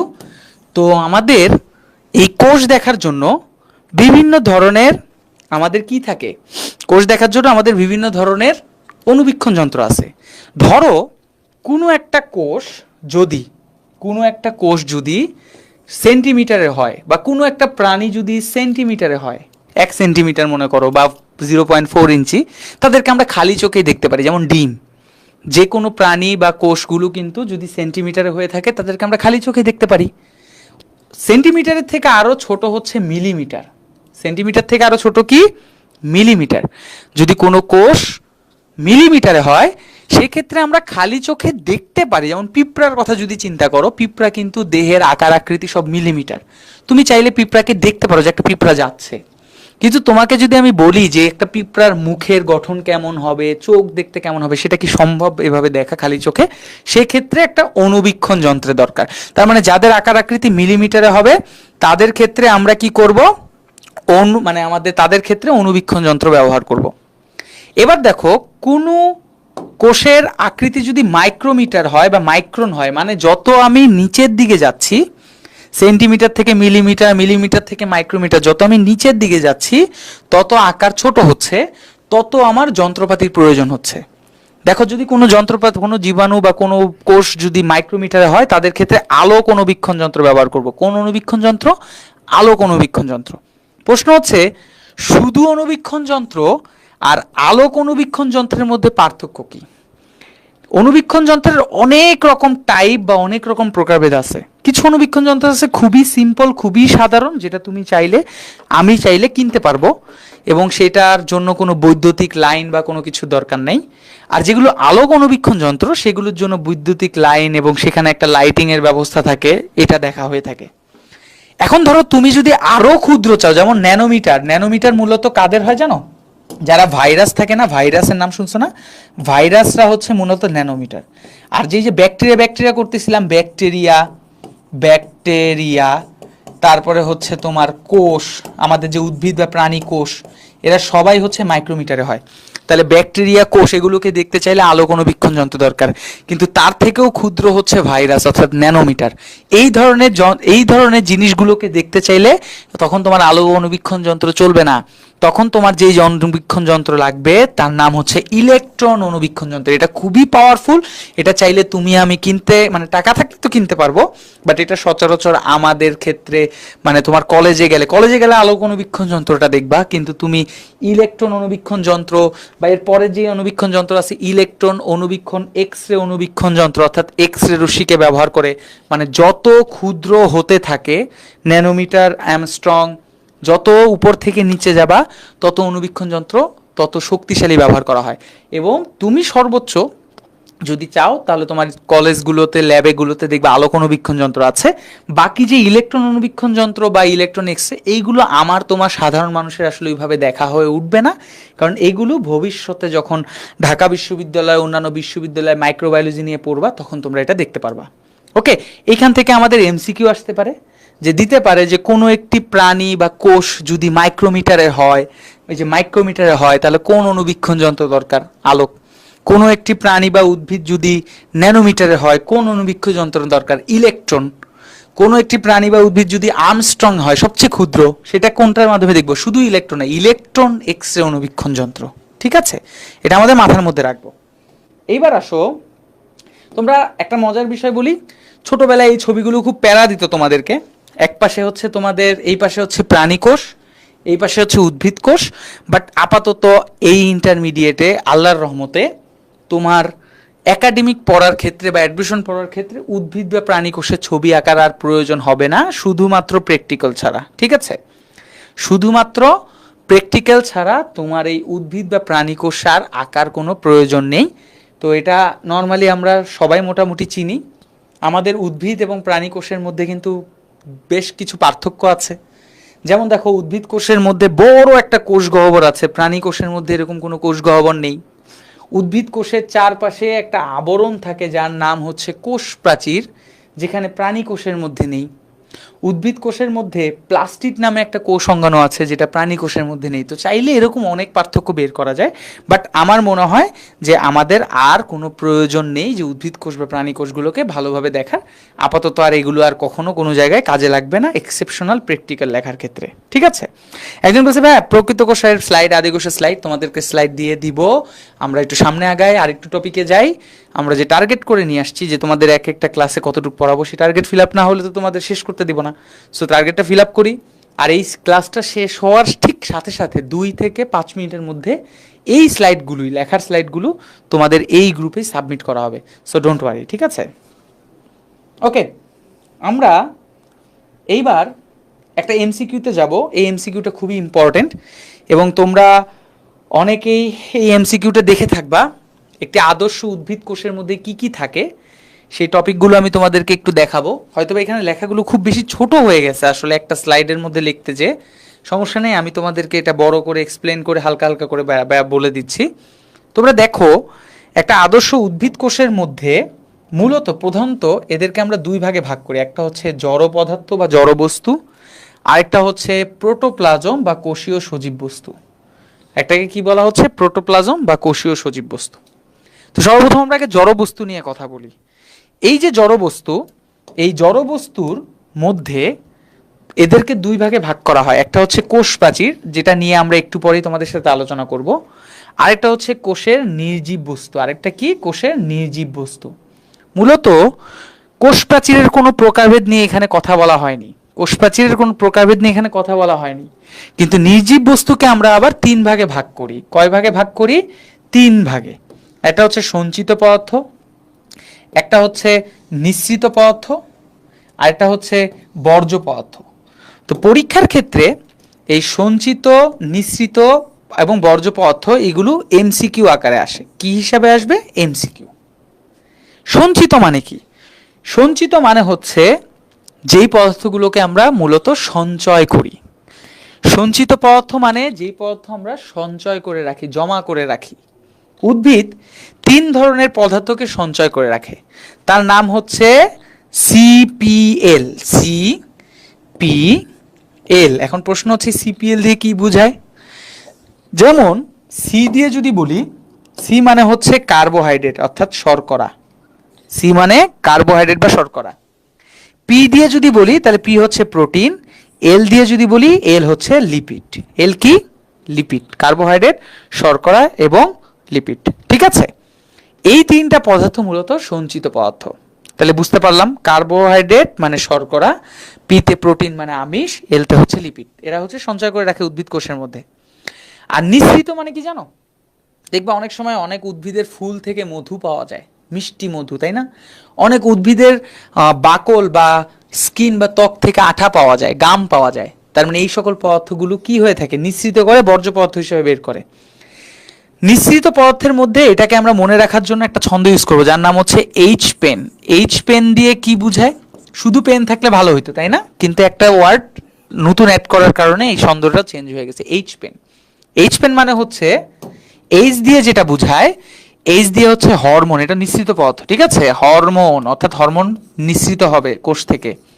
পি দিয়ে হচ্ছে পিগমেন্ট। পিগমেন্ট মানে হচ্ছে রঞ্জক পদার্থ, অর্থাৎ কালার করে। পিগমেন্ট যে সকল পদার্থ বিভিন্ন ধরনের রং টং বা কালারফুল করে থাকে তাদেরকে আমরা বলে থাকি পিগমেন্ট। ই দিয়ে বুঝায় হচ্ছে এনজাইম। ই দিয়ে কি? এনজাইম, ঠিক আছে? আর এন দিয়ে যেটা বুঝায়, এন দিয়ে হচ্ছে নেকটার। এন দিয়ে কি? নেকটার। আচ্ছা, এই যে নিঃসৃত পদার্থ বললাম, একটা হচ্ছে হরমোন। হরমোন মূলত আমাদের কি করে থাকে? উদ্ভিদ কোষের ক্ষেত্রে বিভিন্ন ধরনের কার্য সম্পাদন করার জন্য উদ্দীপনা প্রদান করে। এনজাইম কি করে থাকে? এনজাইম মূলত বিভিন্ন পরিপাক বা বিভিন্ন কাজকে ত্বরান্বিত করে। তোমরা কেমিস্ট্রিতে পড়ে থাকবা প্রভাবক, একটু পরে তোমাদের কেমিস্ট্রি ক্লাস দিবা, তোমরা কেমিস্ট্রি ক্লাসের সময় পড়বা প্রভাবক, অর্থাৎ যে সকল পদার্থ রাসায়নিক বিক্রিয়া অংশগ্রহণ করে, মানে রাসায়নিক পদার্থে বিক্রিয়া অংশগ্রহণ না করে ওই রাসায়নিক বিক্রিয়াটাকে দ্রুত করে, ত্বরান্বিত করে, তাকে আমরা বলি প্রভাবক। ওই প্রভাবকই হচ্ছে উদ্ভিদ কোষে যে এনজাইম। আর পিগমেন্ট মানে হচ্ছে রঞ্জক পদার্থ, যে আমরা কালারফুল পদার্থ পড়ি না, যে লাল কালার, নীল কালার, হলুদ কালার দেখি, এগুলো কোষ থেকে নিঃসৃত হয়। আর নেকটার মানে হচ্ছে সেই নেকটার, ছোটবেলায় আমার মনে আছে যে এক ধরনের ফুল পাওয়া যেত, যে ফুলের লাল রঙের ফুল, একটু মুখে নিয়ে ওখান থেকে টান মারলে দেখা যেত একটু মিষ্টি মিষ্টি পদার্থ বেরোতো। এটাই হচ্ছে নেকটার বা মধু, যেটা মৌমাছি সংগ্রহ করে। এগুলো নিঃসৃত। তাহলে আমরা যদি সঞ্চিত পদার্থ 3টা, কার্বোহাইড্রেট, প্রোটিন, লিপিড, এবং নিঃসৃত পদার্থ 4টা মনে রাখি, তাহলে আমার বর্জ্য পদার্থ পড়ার দরকার নেই। তাহলে আমার নির্জীব বস্তুর মধ্যে বর্জ্য পদার্থ আর পড়ার কোনো প্রয়োজন নেই। এইবার আসো প্রোটোপ্লাজম বা সজীব বস্তুতে আসি। প্রোটোপ্লাজম বা সজীব বস্তুর মধ্যে আমরা এটা দিয়েই শেষ করব, ঠিক আছে? আমি অলরেডি বলেছি নেকটার কি। নেকটার হচ্ছে মিষ্টি জাতীয় এক ধরনের ছোট ছোট উপাদান, যেগুলো ফুলের মধ্যে থাকে, এবং এইগুলো সুক্রোজ অর্থাৎ চিনি দ্বারা তৈরি, যেগুলো মৌমাছি সংগ্রহ করে এবং সংগ্রহ করে মধুতে পরিণত করে, সেটাকে আমরা বলি ফুলের নেকটার। ওকে, এবার আমরা সব প্রোটোপ্লাজম বা সজীব বস্তুতে বলি। প্রোটোপ্লাজমকে আমরা দেখো আবার 3 ভাগে ভাগ করছি। একটা হচ্ছে কোষ ঝিল্লি, 2 নাম্বার সাইটোপ্লাজম, 3 নাম্বার হচ্ছে নিউক্লিয়াস। তো কোষ ঝিল্লি আর কোষ প্রাচীর, এই যে কোষ ঝিল্লি এবং কোষ প্রাচীর, এই টপিকগুলো তোমাদের দেখবে ইনশাআল্লাহ নেক্সট ক্লাসে তোমাদের আরেকজন ভাই এসে খুব ডিটেলসে বলে দিবে কোষ প্রাচীর, কোষ ঝিল্লিতে কি আছে। নিউক্লিয়াস নিয়ে কিন্তু অলরেডি তোমাদের সাথে কথা বলা হয়ে গিয়েছে, যে নিউক্লিয়াসের মধ্যে পূর্ণাঙ্গ নিউক্লিয়াস হইতে গেলে নিউক্লিয়াসের আবরণ, nucleoplasm, nucleolus, nuclear reticulum, chromosome, এগুলো থাকা লাগবে। সাইটোপ্লাজমের ক্ষেত্রে দেখো, সাইটোপ্লাজম, এই সাইটোপ্লাজমেরও কিন্তু একটা মিনিং বা অর্থ আছে। যেমন সাইটো শব্দের অর্থ কি জানো? সাইটো শব্দের অর্থ হচ্ছে কোষ, আর প্লাজম শব্দের অর্থ হচ্ছে মাতৃকা বা তরল পদার্থ। মাতৃকা, তার মানে সাইটোপ্লাজম মানে কি? কোষের মাতৃকা বা কোষের তরল পদার্থ। এই কোষের তরল পদার্থের মধ্যে এই যে দেখো, সাইটোমাতৃকা বা সাইটোসোল বা কোষের মাতৃকা, এদেরকে আলাদাভাবে ভাগ করা হয় সাইটোপ্লাজমের মধ্যে।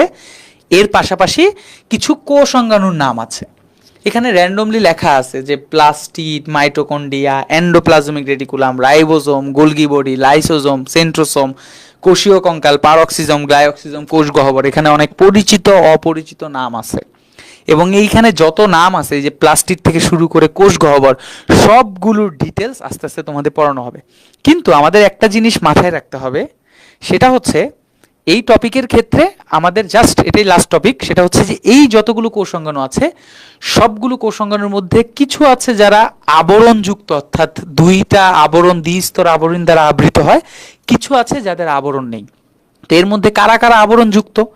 তা আমরা যদি শুধু আবরণযুক্তটা জেনে রাখি, মানে কোষ অঙ্গাণুর মধ্যে যাদের আবরণ আছে, এই আবরণ কোষ অঙ্গাণুর নামগুলো যদি আমরা জেনে রাখি, তাহলে আবরণহীন, আবরণযুক্ত কোষ অঙ্গাণুর নাম জেনে রাখলে আবরণহীন কোষ অঙ্গাণু আমাদের মনে রাখার দরকার নেই। যেমন 1 নাম্বার আছে হচ্ছে মাইটোকন্ড্রিয়া, মাইটোকন্ড্রিয়া, ঠিক আছে?